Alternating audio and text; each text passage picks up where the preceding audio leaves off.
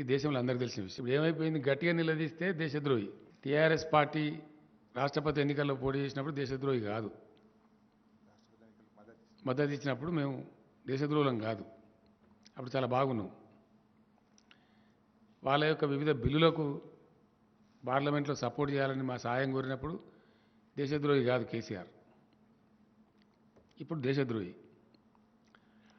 అంటే ఎవ్వరు గట్టిగా మాట్లాడి నిజాలు బయటపెట్టి ప్రజల పక్షాన్ని అడిగితే ప్రశ్నిస్తే వాళ్ళు దేశద్రోహులు. అంటే బీజేపీ దేశంలో దేశద్రోహులను తయారు చేసే ఫ్యాక్టరీ ఏమన్నా? గట్టిగా ఎవరు మాట్లాడితే వాడు దేశద్రోహి తెల్లార వరకే. ఇది బీజేపీ స్టైలు, చాలా స్పష్టంగా కనపడతా ఉంది కదా. ఎక్కడ ఏ రాష్ట్రంలో భారతదేశంలో ఏ మూలలో ఎవరు నిలదీసి ప్రశ్నించి ఉన్న విషయాలు కుండబద్దలు కొట్టినట్టు చెప్తే వాళ్ళు దేశద్రోహులు అయిపోతారు తెల్లార వరకే.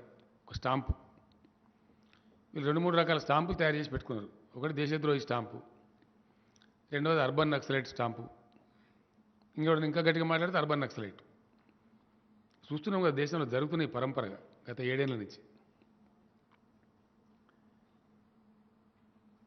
సత్యపాల్ మాలిక్ అని చెప్పి మేఘాలయ గవర్నర్, ఇప్పుడు కేంద్ర ప్రభుత్వమే నియమించిన గవర్నర్, నిన్న కూడా మాట్లాడింది ఆయన.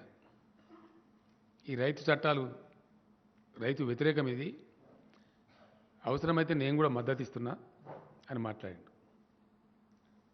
భారతీయ జనతా పార్టీ ఎంపీగా ఉన్నటువంటి వరుణ్ గాంధీ కదా, మేనకా గాంధీ కూడా, వరుణ్ గాంధీ ఆయన స్వయంగా పోయి వాళ్ళకి సంఘీభావం తెలిపి ఆ కేంద్ర మంత్రిని అరెస్ట్ చేయాలని డిమాండ్ చేసి ఆ చట్టాలు విత్డ్రా చేసుకోమని మాట్లాడిండు.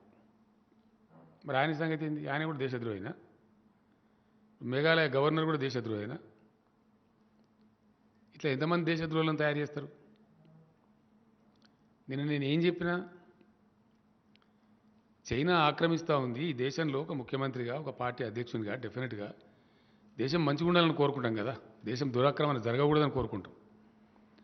వాళ్ళు ఆక్రమిస్తున్నారని చెప్పి పేపర్లలో బాధ్యత ఫోటోలు వస్తున్నాయి, దాన్ని నిరోధించాలి అని చెప్తే దేశద్రోహులు అవుతారా? దేశం దురాక్రమణ గురి కాకుండా చూడండి అంటే దేశద్రోహులు. ఇక తెల్లాటలకి ఇది ఏం లేదు, ఇక మసిబూసి మారేడుగా చేసి బురద తల్లి కేసీఆర్ చైనాలో డబ్బులు దాచుకున్నాడట, పోయి చైనాలో. అంటే ఏందన్నాడు, తల లేదు, తోక లేదు, పద్ధతి లేదు, పాడు లేదు, ఇష్టం వచ్చిన సొల్లును ఇష్టం వచ్చినట్టు గుమ్మరిచ్చి అబద్ధాల మీద బతికేటువంటి పార్టీ బీజేపీ. కనబడుతుంది కదా స్పష్టంగా కుండబద్దలు కొట్టినట్టు. రైతు చట్టాలు సుప్రీంకోర్టు వెళ్ళిపోయింది, నువ్వు విత్డ్రా చేసుకుంటావా లేదా చెప్పు, స్టేట్ నంబర్ 1. రెండవది, నేను మళ్ళీ డిమాండ్ చేస్తా ఉన్నా, ధాన్యం ఎంత కొంటావో చెప్పు. పంజాబ్లో పూర్తి స్థాయి ధాన్యం సేకరిస్తున్నారు, తెలంగాణలో సేకరిస్తారా లేదా? స్టేట్ క్వశ్చన్, అది చెప్పు. ఇది తర్వాత అన్నీ మాట్లాడదాం. ఇది తెలంగాణ వడ్లను కేంద్రం కొంటదా కొనదా? ఇది తింపి గోల్మాల్ దింపి ఇటు దింపి అటు దింపి చెప్పుడు కాదు. మేము సూటిగా ప్రశ్నిస్తూ ఉన్నాం. ఈ దేశంలో ఒక రాష్ట్రానికి ముఖ్యమంత్రిగా ప్రాతినిధ్యం వహించే వ్యక్తిగా, ఒక ప్రాంతీయ పార్టీ అధ్యక్షునిగా నేను సీదా అడుగుతున్నా. మసిబూసి మారేడిగా చేసి ఏదో అడగోలు మాట్లాడు కాదు. తెలంగాణలో పండించే పూర్తి ధాన్యాన్ని మీరు కొంటారా కొనరా? సీదా ముచ్చట సమాధానం కావాలి. సమాధానం చెప్పేదాకా వదిలిపెట్టాం బీజేపీని, కేంద్ర ప్రభుత్వాన్ని కూడా వదిలిపెట్టాం. కేంద్ర ప్రభుత్వం యొక్క నీతి బయటపడాలి. డెఫినెట్గా ప్రజల కోసం ఉద్యమించిన వ్యక్తిగా, ప్రజల కోసం ఒక రాష్ట్రాన్ని సాధించిన వ్యక్తిగా, దేశంలో ఏ మూలలైనా సరే ప్రజలు బాగుండాలని కోరుకుంటాం. మేము ప్రజలు చెడిపోవాలని కోరుకోం, అది మా నైజం. మీలాగా మేము ఇంత చీప్గా మేము అట్లా ప్రవర్తించం. మేము అందరూ కూడా దేశం మొత్తంలో అన్ని కార్నర్స్లో అందరు ప్రజలు బాగుండాలని కోరుకుంటాం. ఎస్, రాయలసీమకు పోయి రాయలసీమకు నీళ్లు రావాలని నేను చెప్పిన మాట వాస్తవం. ఈరోజు కూడా చెప్తా ఉన్నా. ఎవరు వద్దంటున్నారు రాయలసీమకు నీళ్లు? నేను చెప్పింది ఏంది అక్కడ? బాజాప్తా చెప్పిన, బేజాప్తా చెప్పలే. ఇవాళ కూడా చెప్తా ఉన్నా. అక్కడ పోయి చెప్పడం కాదు, ఇక్కడికి కూడా ఆంధ్రప్రదేశ్ ముఖ్యమంత్రి జగన్మోహన్ రెడ్డి గారిని, వాళ్ళ మొత్తం అధికారులను అందరిని పిలిపించి ఒక బాధ్యత కలిగిన వ్యక్తిగా, ఈ దేశంలో ఒక ముఖ్యమైన వ్యక్తిగా చాలా స్పష్టంగా చెప్పిన నేను, కృష్ణా నదిలో నీళ్లు లేవు, గోదావరిలో ఉన్నాయి, మేము తెచ్చుకున్నాం, గోదావరి నుంచి తెచ్చుకుంటున్నాము, మీరు కూడా అక్కడి నుంచి తెచ్చుకోండి, మీకు మేము సహకరిస్తామని చెప్పినాం. బేసిన్లు బేసిజాలు అడ్డం పెట్టాము, మీకు సహకరిస్తాము, రాయలసీమ కరువు ప్రాంతము, వాళ్ళకి నీళ్లు రావాలి తప్పకుండా, అది న్యాయం, మీరు తెచ్చుకోండి, మేము అవుట్రైట్ సపోర్ట్ చేస్తామని చెప్పినాం. ఎందుకంటే అంటే ఆ అంటే కేంద్రం గడికోసారి ఏ పార్టీ ఉన్నా రాజకీయాలు అవసరమైనప్పుడల్లా ఒక డ్రామా చేస్తారు. ఏమి డ్రామా చేస్తారు? కృష్ణా, గోదావరి, కావేరి నదుల అనుసంధానం. తమిళనాడులో ఎన్నికలు మోపుగానే, కర్ణాటకలో ఎన్నికలు మోపుగానే ఇది ఒక రెటరిక్. కేంద్రాన్ని పరిపాలించే పార్టీలకు బాగా పరిపాటి అయిపోయింది ఇది ఒకటి. ఎప్పుడు చూసినా ఇప్పుడు ఎక్కడ పోయింది? ఇప్పుడు లేదు చూడండి. మొన్నటిదాకా తమిళనాడు ఎన్నికలు ఉండే, మీరందరూ చూసినారు, మీరే విన్నరు. మీరు రోజు పొద్దున్నగానే పత్రికలు చూస్తారు. మీరు కావేరి నదుల అనుసంధానం, కావేరి జల అని మాట్లాడతారు. తమిళనాడు ఎన్నికలు అయిపోయినాయి, ఇక కావేరి లేదు, మను లేదు, మళ్ళీ ఇప్పుడు కొత్త దుకాణం స్టార్ట్ చేశారు. ఏ రోజుకైనా సరే మన తెలుగు రాష్ట్రాలకు, రెండు తెలుగు రాష్ట్రాలకు ఈ ప్రమాదం ఉంటుంది. దబన నీళ్ళు ఎక్కువ తీసుకపోయినా మంచిదే, కానీ రెండు రాష్ట్రాల అవసరాలు సంపూర్ణంగా తీరిన తర్వాత, రెండు తెలుగు రాష్ట్రాల్లో ఉన్నటువంటి కరువు ప్రాంతాలన్నిటికీ నీళ్ళు వచ్చిన తర్వాత మిగిలితే ఒకవేళ బయటికి తీసుకుపోవచ్చు, దేశానికి సంబంధించింది కాబట్టి మాకు అభ్యంతరం లేదని చెప్పినాం.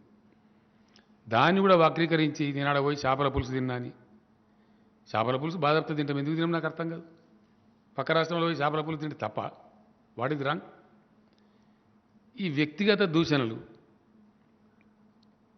ఇవి నేను 20 ఏళ్ళ నుంచి చూస్తాను ఈ రాష్ట్రంలో. ఈ కిరికిరిగాళ్ళు, సబ్జెక్ట్ లేనోళ్ళు, విషయం లేనోళ్ళు, మాట్లాడే శక్తి లేనోళ్ళు, అడిగిన ప్రశ్నకు సమాధానం చెప్పే స్థాయి లేనోళ్ళు ఇమీడియట్గా మీద పడు బట్టగాల్చి మీదేయాలి. ఇదేనా పద్ధతి? ఇది నేను అడిగింది ఏంది, నువ్వు చెప్పింది ఏంది? మేము డిమాండ్ చేసింది ఏంటండి?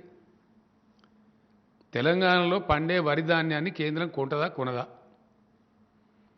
నువ్వు వరి పండించమని బాధ్యతారహితంగా చెప్పిన మాట నిజం కాదా? యాసంగిలో వడ్లు పండించండి, మెడల వంచి కొనిపిస్తామని అన్నమాట వాస్తవమా కాదా? ఇప్పుడు దాని నుంచి పారిపోయినావా? Answer it first. నీ గురువులు సంస్కారం నేర్పినావు కదా, నీకు సంస్కారం అంతరం అయితే సింపుల్గా చెప్పు కదా. నేనేమి ఉర్దూలో, ఇంగ్లీష్లో నీకు అర్థం కాని భాషలు అడుగుతలేను కదా. నీకు అర్థమయ్యే భాషలోనే స్పష్టంగా కుండ బద్దలు కొట్టినట్టు అడుగుతున్నాను నేను. 67 లక్షల ఎకరాల వరి చూపిస్తావా అంటున్నావు. 6 హెలికాప్టర్లు పెడతావు, ఒకటి కాదు, 6 హెలికాప్టర్స్ పెడతావు. నువ్వురా, నీ కేంద్ర ప్రభుత్వం తీసుకురా, నీ మంత్రిని తీసుకురా, నీ అధికారులు రండి. లేని పంటను ఉన్నట్టు చూపెడతామా? అట్ట సాధ్యం అవుతుందా? జరుగుతుందా? 62 లక్షల ఎకరాల్లో ఇప్పుడు వరి వస్తున్నదా బాబు అని చెప్తే అది లేదు అని బుకాయిస్తున్నావు అంటే దాన్ని ఏమని అర్థం చేసుకోవాలా?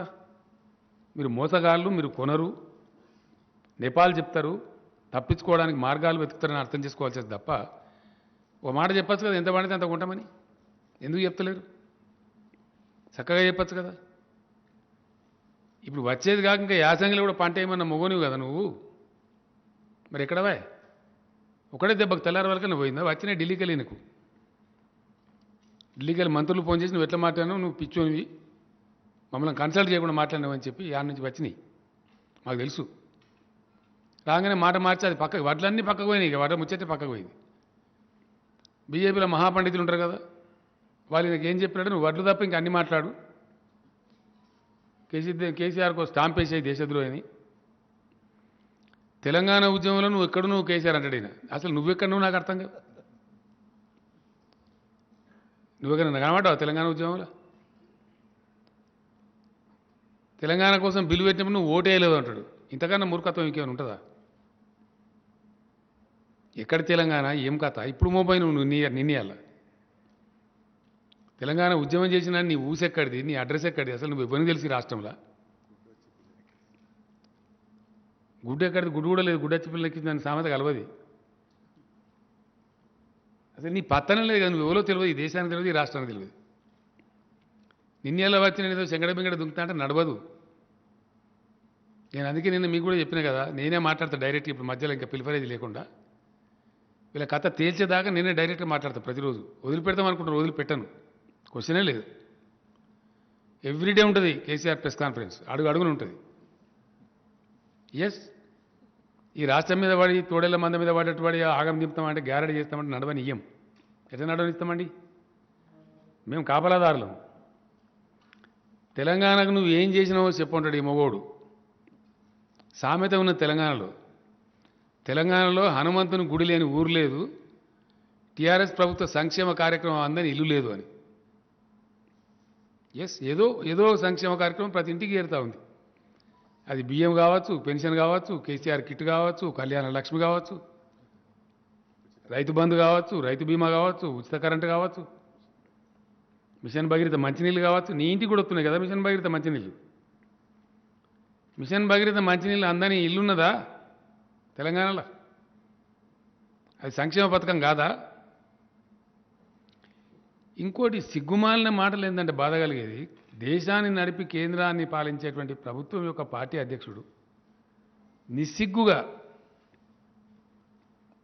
కనీసం ఏమనుకుంటారు నవ్విపోదురు కాక నాకేం సిగ్గు అన్నట్టుగా గోల్ర పైసలు మేమే ఇచ్చినావా? నువ్వు ఇచ్చినావా? రుజువు చేస్తావా? గొర్రెల పైసల నీది ఏ కానా ఉన్నా నేను ముఖ్యమంత్రి పదవికి 1 నిమిషంలో రాజీనామా చేస్తా. నేషనల్ కోఆపరేటివ్ బ్యాంక్ అని ఒకటి ఉంటుందండి, ఎన్సిడిసి అంటారు దాన్ని. దాని నుంచి మేము అప్పుగా తీసుకున్నాం గొర్రెల పథకానికి, వడ్డీతో సహా తిరిగి కడుతున్నాం. దానికి నువ్వు ఇచ్చిందేమో తోక, నాకు అర్థం కాదు. ఇన్ని అబద్ధాలు చెప్తారా? ఇంత గోల్మాలు ఉంటుందా? ఇంత అన్యాయం ఉంటుందా? ఇంకోటి ఏంటంటే, మరి నీ బీజేపీ పాలితే ఒక్క రాష్ట్రంలోనే ఎందుకు తెలుగు? ఇంతకని ఇక గొప్ప పథకం ఉండాలి కదా. మీ పార్టీ పాలసీ అంత గొప్పదైతే బీజేపీ పాలిత రాష్ట్రాలలో ఒక్క రాష్ట్రంలో మీరు 2000 పెన్షన్ ఇస్తున్నారా?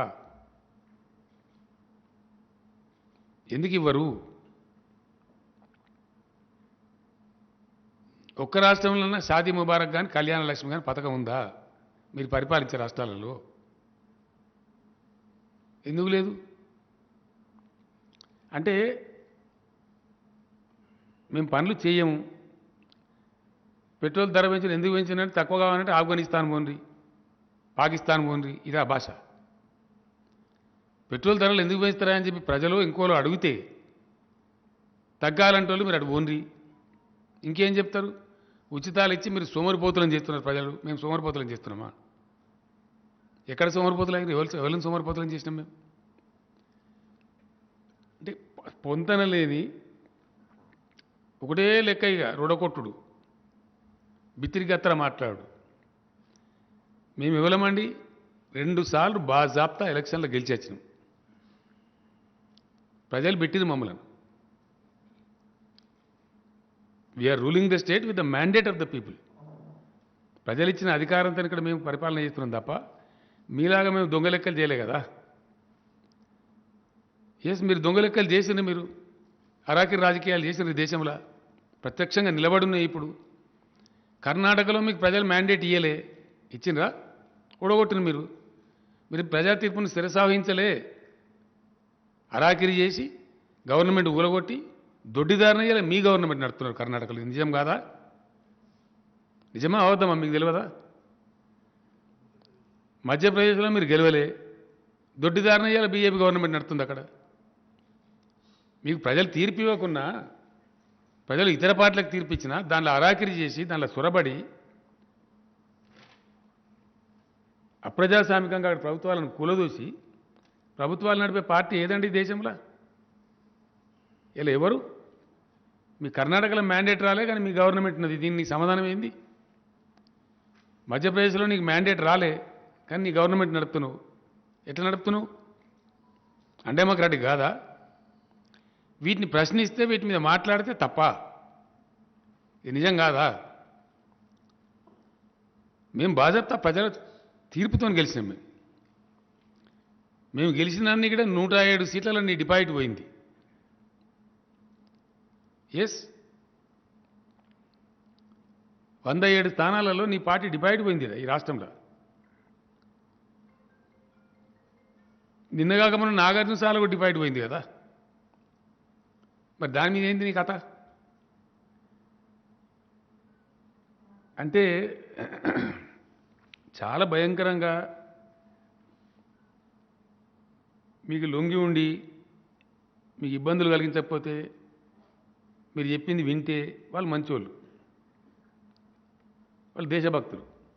మీకు వ్యతిరేకం మాట్లాడితే, మీరు చేసే తప్పులను ఎత్తి చూపితే, మీరు చేపట్టిన ప్రజా వ్యతిరేక విధానాలను విమర్శిస్తే వాళ్ళు దేశద్రోహులు.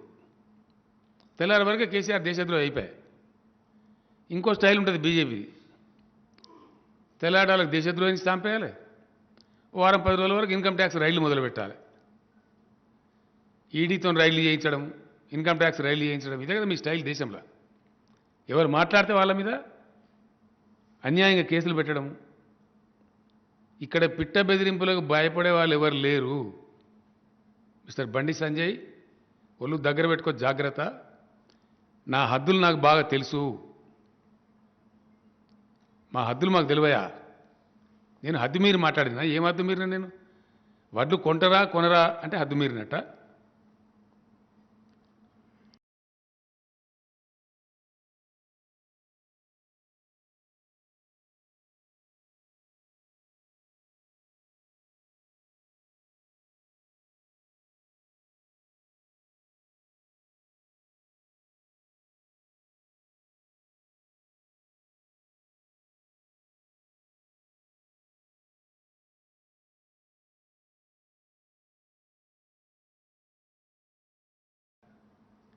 మీరు ప్రజలను తప్పుదారి పట్టించినరా లేదా, మిస్లీడ్ చేసినరా లేదా, అది మాట్లాడము, అది చెప్పేది లేదు. అవన్నీ వేడి చేసి నువ్వు ఫామ్ హౌస్లో అన్నావా ఇదా? అది నా నియోజకవర్గం, నా వ్యవసాయ క్షేత్రం. ఇప్పటికి 10 సార్లు చెప్పిన నేను.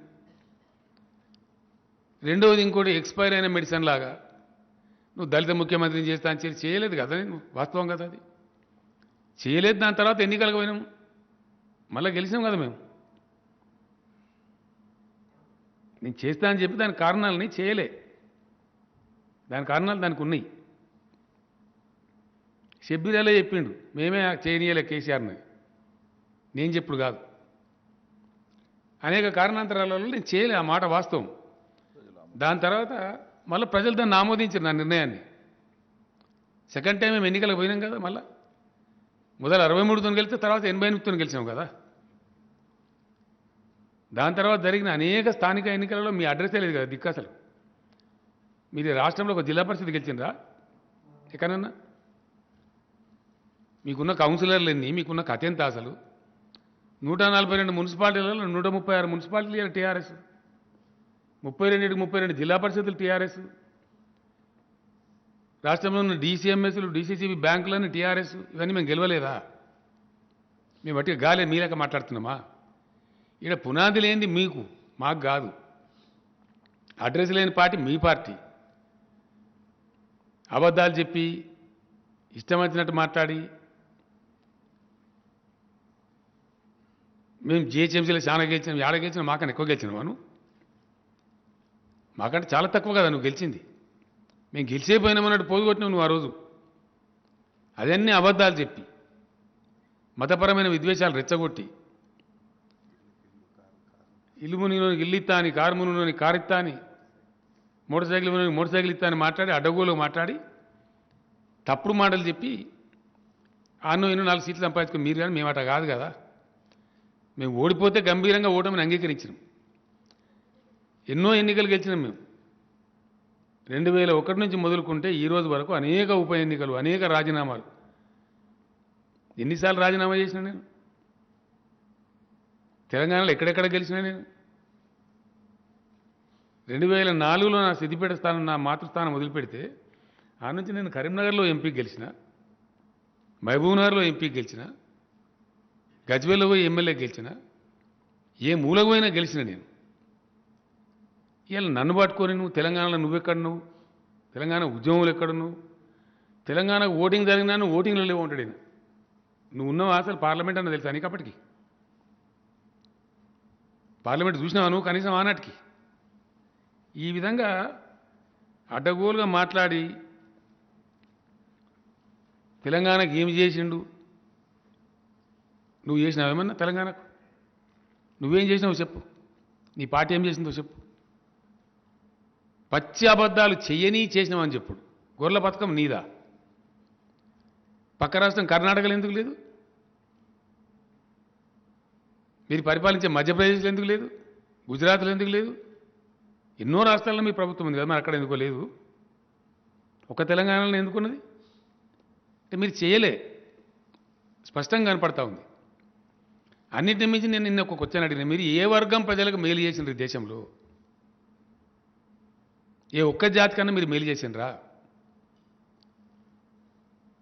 మేము నిరుద్యోగులకు ఉద్యోగాలు ఇచ్చినాం. 1,35,000 ఉద్యోగాలు ఇచ్చినాం మేము బాజాప్తా. ఇయ్యబోతున్నాం, ఇంకో 78,000 మందికి ఇయ్యబోతా ఉన్నాం. దీనిక మేము అనవసరం గోల్మాల్ మాటలు చెప్పాం కదా, ఎవడో ఏదో మాట్లాడతారు కాదు కదా మేము చెప్పేది. మాకు బాధ్యత ఉంది, ఈ రాష్ట్రాన్ని తెచ్చినాం, ఈ రాష్ట్రాన్ని అన్ని రకాలుగా సవరించాలి.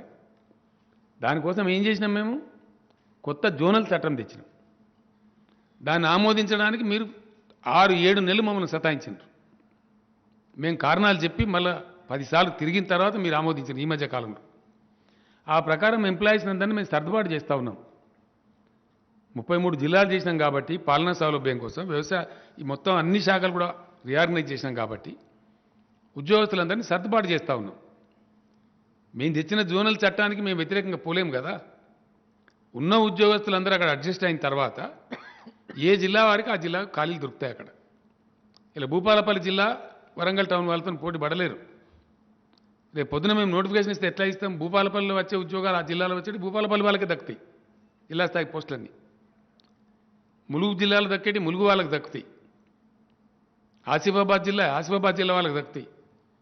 ఏ మారుమూల ప్రాంతమైనా సరే అక్కడ ఉన్న యువకులకు, అక్కడ ఉన్న నిరుద్యోగులకు అక్కడనే ఉద్యోగం రావాలనే ఉద్దేశంతో మేము పరిపాలనా సంస్కరణలు తెచ్చినాం, నూతన జోనల్ విధానం తెచ్చినాం. దాని ప్రకారంగా ఉద్యోగస్తులు ఒకసారి సెటిల్మెంట్ అయిపోతే అప్పుడు ఖాళీలు వస్తాయి. ఎక్కడ ఎన్ని ఖాళీలు ఉన్నాయో తెలుస్తాయి.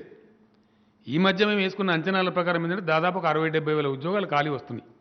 నేను మొన్ననే చెప్పిన, ఈవెన్ అసెంబ్లీలో కూడా చెప్పిన, మీలాగా మేము తప్పుడు మాటలు, ఇష్టం వచ్చినట్టు మాటలు, గోలుమాలు దింపుడు మాకు రాదు.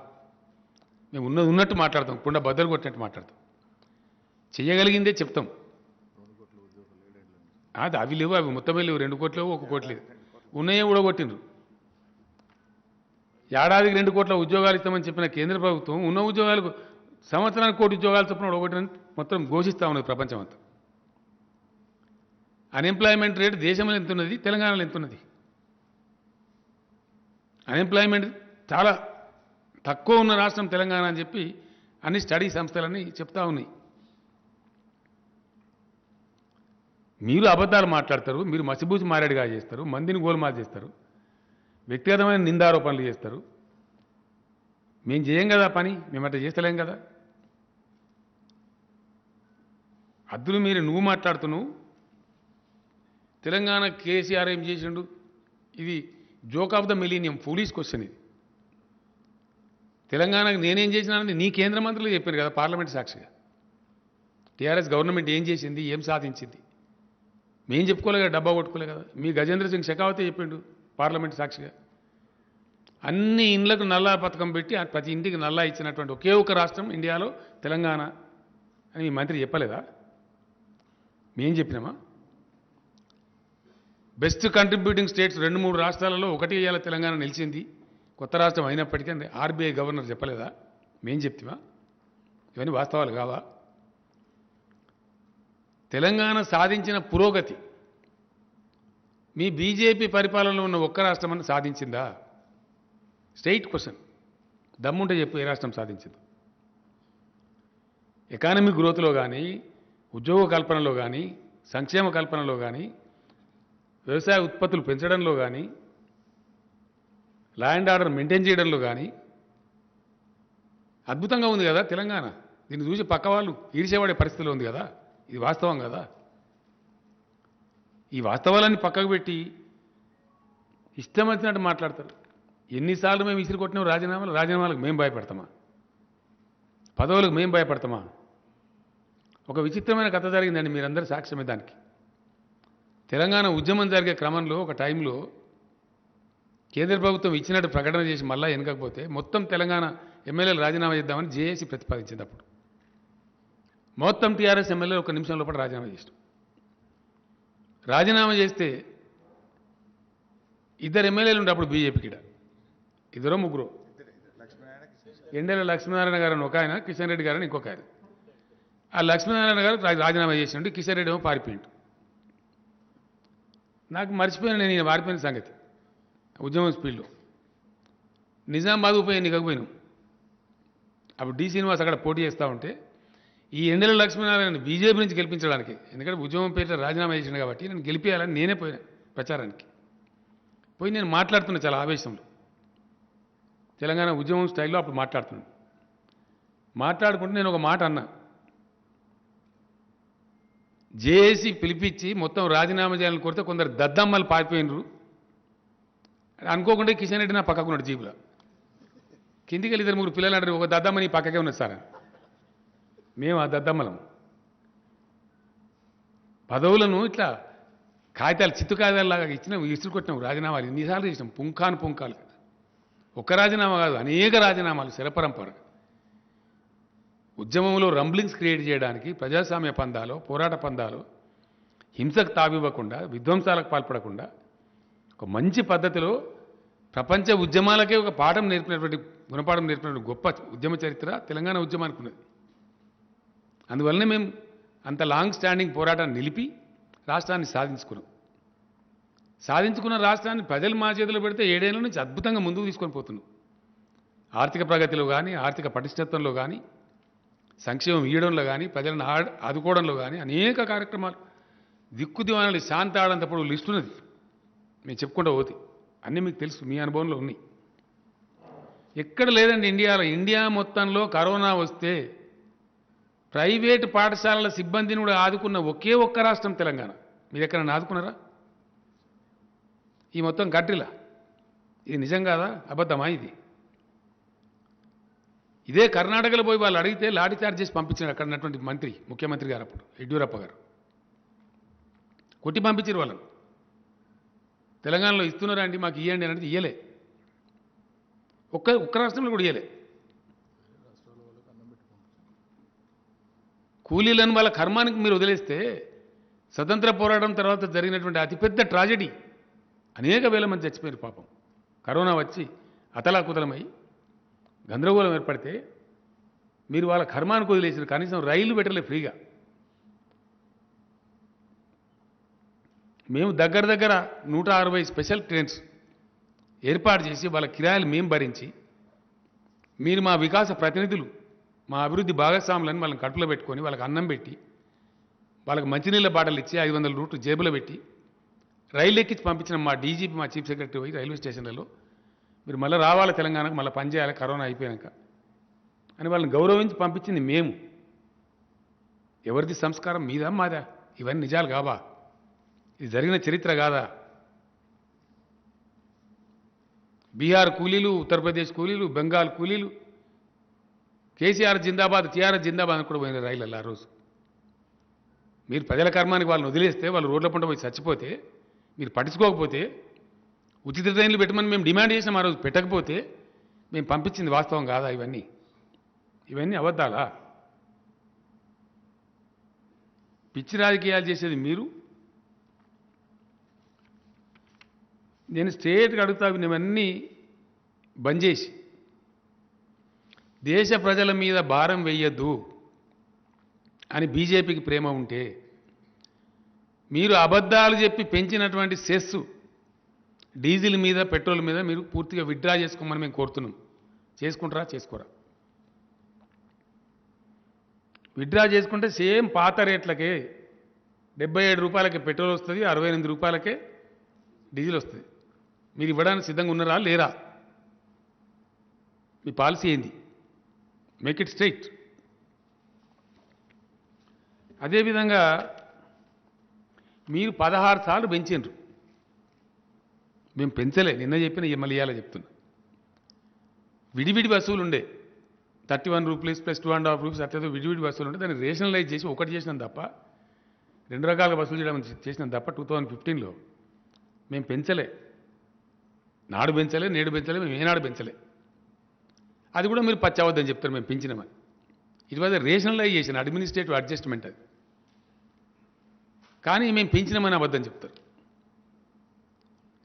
మీరే తగ్గించచ్చుగా, మీకు ప్రజల మీద అంత ప్రేమ, రాష్ట్రాల మీద పడి ఏడవడం ఎందుకు నాకు అర్థం కాదు.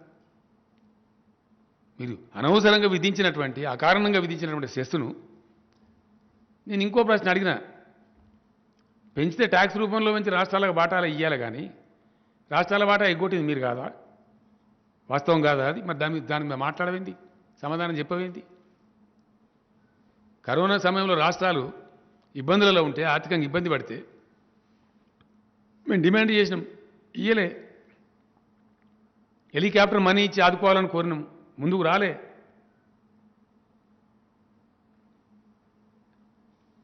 అట్లా ఎవ్వరికి కూడా, ఏ రాష్ట్రానికి కూడా ఏ సాయం చేయకుండా కేవలం రాజకీయాల కోసం మాత్రమే మీ ఇష్టం వచ్చిన పద్ధతిలో మీరు వాడుకుంటూ, ఒక మెడికల్ కాలేజ్ తేలేదు మీరు అని అడిగిన నేను. దాని మీద మాట్లాడవేంది? ఎందుకు తేలేకపోయినారు? కేంద్రం నోసుకోలేదా? మేము ఇక్కడ నవోదయ పాఠశాలలు ఈమని 50 దరఖాస్తులు ఇచ్చినా అని చెప్పిన నేను. తెల్లారి నుంచి ఇస్తూనే ఉన్నాం. కొత్త జిల్లాలు ఏర్పాటు చేసిన నెక్స్ట్ డే నుంచి ఇస్తూనే ఉన్నాం, వరుసవాటి రిమైండర్లు పంపుతూనే ఉన్నాం. మేము జాగాలు చూపించలేదు, అబద్ధం మాట్లాడుతాం. ఇది నిజమా? మేము చూపించలేదా జాగాలు? జాగాలు చూపించలేని స్థితిలో తెలంగాణ ఉందా? ఇప్పటికైనా నేను డిమాండ్ చేస్తూ ఉన్నా, మా ప్రాణం పోయే వరకు, కొస ఊపిరి వరకు తెలంగాణ కోసం, తెలంగాణ ప్రయోజనాల కోసం, తెలంగాణ రైతు ప్రయోజనాల కోసం కొట్లాడతాము. మీరు కాదు, మీ తాత జేజేఎం ఎవరినా వదిలిపెట్టము. మేము ఈ దేశానికి కంట్రిబ్యూటర్స్ము. ఈ దేశానికి అతిపెద్ద స్థాయిలో పన్నులు చెల్లించే రాష్ట్రాల్లో తెలంగాణ ఒకటి. ఈ దేశ ఖజానాలో మా వాటా ఉంది. దేశ ఖజానా నీ అయ్యే సొత్తు కాదు. ఎస్, మేము ప్రజలం కాదా? మేమని మాట్లాడుతున్నావు, నువ్వు నాకు అర్థం కాదు. ఇంకా తమాషా అండి, ఇంకా చాలా విచిత్రమైన సోషల్ మీడియాలో వీళ్ళు చేసే ప్రచారం. ఏదైనా మంచి పథకం మేము స్టార్ట్ చేసినామనుకో, కేసీఆర్ ఇంట్లో కలిస్తాడా? మరి నువ్వు నీ ఇంట్లో కలిస్తానవా? ఓ మొండి వాదన, వితండ వాదన, తలా తోకలేని వాదన, వ్యక్తిగత నిందలు, వ్యక్తిగత ఆరోపణలు, కక్ష సాధింపు చర్యలు, మీకు సహకరించకపోతే అడ్డగోలుగా ఇష్టం వచ్చిన దాడులు, ఈడీతో దాడులు, ఐటీతో దాడులు. దొంగలు భయపడతారు మీకు, మేమెందుకు భయపడతాను నాకు అర్థం కాదు. నేను ఊకున్న రోజులు, నేను మన్నించిన రోజులు, నేను మాట్లాడిన రోజులు, నీ ఇష్టం వచ్చిన సొల్లుపురాణం మాట్లాడాను. ఒక 50 సార్లు మాట్లాడిన నీ దిక్కుమాలిన పాదయాత్రల కేసీఆర్ నీ ఫామ్ హౌస్కి వచ్చి దున్నుతా. ఏం దున్నుతా? ట్రాక్టర్ డ్రైవరు నువ్వు? నన్ను మా ఫామ్లో వర్కర్ అడిగిండు, ఏంది సరే నువ్వు మన ఫామ్ దున్నుతాంటే పొద్దాక ట్రాక్టర్ డ్రైవర్ పనికిట కావాలైనా. కానీ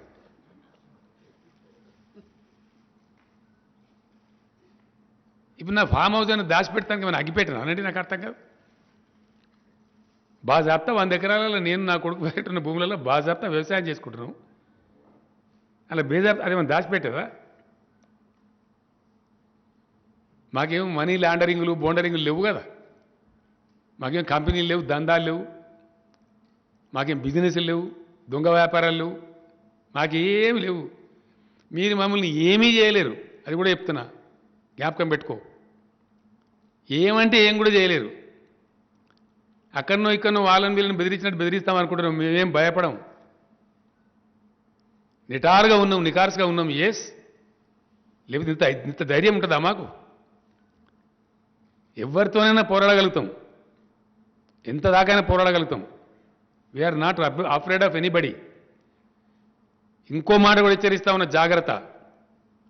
పిడుగుకు అదే మంత్రం, పెళ్లికి అదే మంత్రం, సావుకు అదే మంత్రం అంటే నడవది.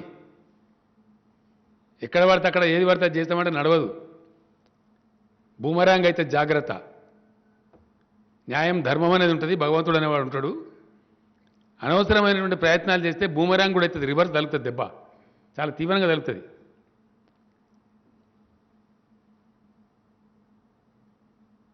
నేను పోయి సూట్ కేజీలు ఇచ్చినాను. సూట్ కేజీలు ఇచ్చేది మీరు. ఇలా దేశంలో అతి ఎక్కువ డబ్బులు ఖర్చు పెట్టే పార్టీ ఏదండి ఎలక్షన్లలో? అతి ఎక్కువ డబ్బులు ఖర్చు పెట్టే పార్టీ ఏది ఈ దేశంలో? పిచ్చోని అడిగినా చెప్తారు. ఇప్పుడు అరాకిరి చేసేది మీరు, అప్రజాస్వామిక వ్యవహారం చేసేది మీరు, మీకు మ్యాండేట్ రాకపోయినా సరే దిక్కుమాలిన దందా చేసి ఆడ ప్రభుత్వాలు పడగొట్టి ప్రభుత్వాలను తీసుకునేది మీరు. నేను 2014లో ఇంకో దిక్కుమాలిన వాదన, పనికి మాలిన వాదన, పసలేని వాదన, పూర్తి అసంబద్ధమైన వాదన ఎంత దరిద్రంగా ఉంటుందంటే 2014లో చాలా స్పష్టంగా మేము మా రాష్ట్ర ఎగ్జిక్యూటివ్ కూర్చొని నిర్ణయం తీసుకున్నాం. ఒంటరిగానే నేరుగా ఎన్నికలు పోటీ చేయాలి, తెలంగాణ ప్రయోజనాలు కాపాడాలి నిర్ణయం తీసుకున్నాం. మేము ఎలక్షన్ పోతున్నాం. ఆ టైంలో నేను చాలా స్పష్టంగా చెప్పాను. 14 జూలై 2 ఏదైతే మన అపాయింటెడ్ డే ఉందో ఆ రోజు నుంచి జూన్ 6 నుంచి మేము జూన్ 2 నుంచి మేము జూన్ 2 వరకు పూర్తి స్థాయిలో తెలంగాణ రాష్ట్రం ఏర్పడే వరకు మేము ఉద్యమ పార్టీగా ఉన్నాం. ఉద్యమం ప్లస్ రాజకీయం కలిపి పార్టీగా ఉన్నాం. ఈ కారణం నుంచి మేము ఫక్త్ పొలిటికల్ పార్టీగా ఉంటామని నేను స్పష్టంగా చెప్పిన, ఓపెన్ చెప్పిన, మీ ముందే చెప్పిన, విలేకరుల ముందే చెప్పిన. నేను ఎక్కడో సీక్రెట్గా చెప్పలే. నిన్నటిదాకా మా పాత్ర ఉద్యమం కమ్ రాజకీయం కలిపి చేసినాం మేము ప్రజాస్వామిక పద్ధతిలో. అయిపోయింది, ఆ ఘట్టం అయిపోయింది, రాష్ట్ర సాధన జరిగిపోయింది. ఆ తదనంతరం మేము రాజకీయ పార్టీగా ఉంటాం, రాజకీయ చాణక్యం చూపెడతాం, రాజకీయ చాతుర్యం చూపెడతాం, ఈ రాష్ట్ర ప్రయోజనాలు కాపాడుతాం, రాష్ట్రానికి రాజకీయ పార్టీకి రక్షణ కవచంగా ఉంటుంది టీఆర్ఎస్ అని నేను స్పష్టంగా కుండ బద్దలు కొట్టినట్టు చెప్పిన. తప్పకుండా ఇతర పార్టీల నుంచి మా పార్టీ చేర్చుకుంటాం. వాళ్ళకి యోగ్యత ఉంటే మంత్రి పదవులు ఇస్తాం, గ్యారెంటీగా బాజాప్తా ఇస్తాం. అలా బేజాప్తా ఏమి నాకు అర్థం కాదు. నీ క్యాబినెట్లో ఎందరు ఉద్యమకారులు ఉంటారా? మొత్తం సమపాలనలో ఉంటారు, అన్ని పాలనలో ఉంటారు. ఉద్యమకారులకు కూడా కొన్ని అవకాశాలు వస్తుంటాయి అప్పుడప్పుడు, సమయ సందర్భాన్ని బట్టి, వాళ్ళ శక్తియుక్తులను బట్టి. ఇతర పార్టీ నుంచి కొద్దిగా పెద్దవాళ్ళు సీనియర్స్ వస్తే తప్పకుండా తీసుకుంటాం, వాళ్ళ సేవలు వినియోగించుకుంటాం తెలంగాణ కోసం. ఎందుకు వినియోగించుకోమండి? ఇదో దిక్కుమాలిన లాజిక్. మరి నిన్నగాక మొన్న మధ్యప్రదేశ్లో మీరు జ్యోతిరాదిత్య సింధియా అనే వ్యక్తిని తీసుకున్నప్పుడు కేంద్ర క్యాబినెట్లో ఎందుకు పెట్టుకున్నారు? పవిత్రంగానే ఉండాలి. ఎందుకు పెట్టుకున్నారు జ్యోతిరాదిత్య సింధియా అని చెప్పు, సమాధానం చెప్పు. ఆయన ఏమైనా RSS, BJP, Congress party working president కూడా ఉండే, మరి ఆయన వర్కింగ్ కమిటీ మెంబర్ కూడా ఉండే. ఎందుకు పెట్టుకున్నారు? అంటే మనం చేస్తే సంసారం, ఇతరులు చేస్తే వ్యభిచారమా? రాజకీయ పార్టీగా ఉన్నాం డెఫినెట్గా. రాజకీయ పార్టీ ఏం చేస్తుందండి? తన విస్తృతిని పెంచుకుంటుంది. అభిప్రాయాలు కలిసి మా ఫిలాసఫీ నచ్చి జాయిన్ చేసుకుంటాం. వాళ్ళ శక్తి సామర్థ్యాలను బట్టి వాళ్ళకి పదవులు ఇస్తాం తప్పకుండా. ఎందుకేం అది తప్ప? ఏం తప్పితే మేము తప్పు చేసినట్టు, జరగనిది ఏదో జరుగుతున్నట్టు, ఇదో అరాకిరి వ్యవహారం. ఇష్యూ మీద మాట్లాడరు, సమస్య మీద మాట్లాడరు, ప్రజలకు సంబంధించిన విషయం మీద మాట్లాడరు. అన్ని అడగోలు మాటలు, అబద్ధాలు, అసత్యాలు, పూర్తి సత్యదూరమైన విషయాలు. ఎవడన్నా గట్టిగా మాట్లాడితే గట్టిగా నిలదీస్తే దేశద్రోహి. ఇది ఎక్కడ ఫిలాసఫీ నాకు అర్థం కాదు. కమాన్, ఎవరు దేశద్రోహులో తెలుద్దాం, ఈ దేశానికి ద్రోహం ఎవరు చేస్తారో తెలుద్దాం. ఈ రోజు కూడా నేను మాట్లాడుతున్న వదలం, మిమ్మల్ని వేటాడతాం మిమ్మల్ని. తెలంగాణ రైతులు పండించే ధాన్యం పూర్తిగా కొనేదాకా వదిలిపెట్టము, రాసి పెట్టుకో. మేము కొనము అంటే మీరు చెప్పు పాలసీ, రైతులు నిర్ణయించుకుంటారు మీకు ఓటే అన్న వద్దా అని.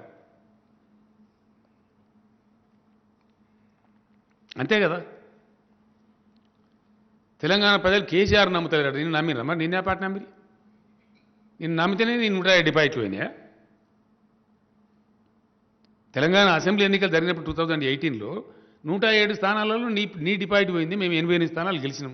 నిన్ను నమ్మలేదా? నన్ను నమ్మలేదా ప్రజలు? ఎవరిని నమ్మలేదు? నీ కథ నువ్వు చెప్పుకుంటున్నావు. నువ్వు చెప్పుకోవడంలో నీ సిగ్గుపోతా ఉంది అక్కడ, వాస్తవంగా చెప్పానంటే. నువ్వు నాతో మళ్ళీ చెప్పిస్తున్నావు. కాబట్టి ఈ అడ్డగోలు మాటలతో వ్యవహారం చేస్తామంటే కేసీఆర్ భయపడడు. తెలంగాణ కోసం జరిగిన ఉద్యమంలో ఎంతోమంది ఎన్నో మాట్లాడారు, ఎన్నో మాట్లాడు, వాళ్ళు ఇష్టం వచ్చినట్టు మాట్లాడారు. నీ ముక్కు బాగాలేదు అనకూడు, నీ ముడి బాగాలేదు అనకూడు, గిదా మాట్లాడేది పద్ధతి. నువ్వు మందు తాగుతావు, నీకు తెలుసా? నువ్వు వచ్చి పోసినావా నాకు మందు?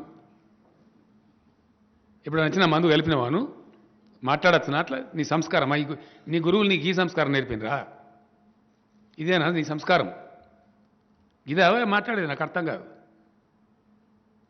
అందుకే కదా నీ మెడలు ఇరుగొడతాను నేను. ఎందుకన్నా నేను నీ ఫామ్ హౌస్కి వచ్చి దున్నుతా ఏంది, నేనేమైనా దొంగ పని చేసినా? దాన్ని ఆ ఫామ్ హౌస్కి అడుగుపెట్టి 6 ముక్కలు అయితే నాకు కొడుకు అనుకుంటున్నామేమో. ఈ దేశంలో ఉండేటువంటి భూ సంస్కరణల ప్రకారం, చట్టాల ప్రకారం బాజాప్తా నాకు ఫామ్ ఉంది, నాకు వ్యవసాయదారు నేను పుట్టిందే వ్యవసాయంలో. It's right royal farm house నాకు బాజాప్తా. నీలాకేం నేను గెస్ట్ హౌస్ కాదు, ఆడ నాకున్నది అది వ్యవసాయ క్షేత్రం, అది ఫార్మర్ హౌస్, ఫామ్ హౌస్ కాదు అని లంగా మాటలు మాట్లాడతారు. ఫామ్ హౌస్ 1000 ఎకరాలు పోయింది నాది. ఈ రాష్ట్రం కోసం కట్టిన ప్రాజెక్టులలో మా మా మా అత్తగారులది పోయింది, మాది పోయింది. మా ఊళ్ళే మునిగిపోయినాయి. అప్పర్ మానేర్ ప్యాకెట్లు కావచ్చు, నిన్న మిడ్ మానేర్ ప్యాకెట్లు కావచ్చు, ఊళ్ళే మునిగిపోయినాయి. మాకు వారసత్వంలో వచ్చిన భూములు మునిగిపోతే మాకు అవకాశం ఉన్న కాడ కొనుక్కొని బాజాప్తా వ్యవసాయం చేసుకుంటున్నాము. మీరందరూ కూడా వచ్చినారు, నేను మిమ్మల్ని అందరినీ భోజనం పెట్టిన అక్కడ. నా ఫామ్ హౌస్ మీరు చూసిన విలేకరులందరూ, నేను దాచిపెట్టుకున్నాను. అది మీరందరూ వచ్చి నా ఫామ్లో కూరగాయలు తీసుకున్నారు ఆ రోజు. నేను ఆహ్వానించి మిమ్మల్ని లంచ్కి రమ్మని చెప్పి. నిజం కాదా ఇది? వాస్తవం కాదా?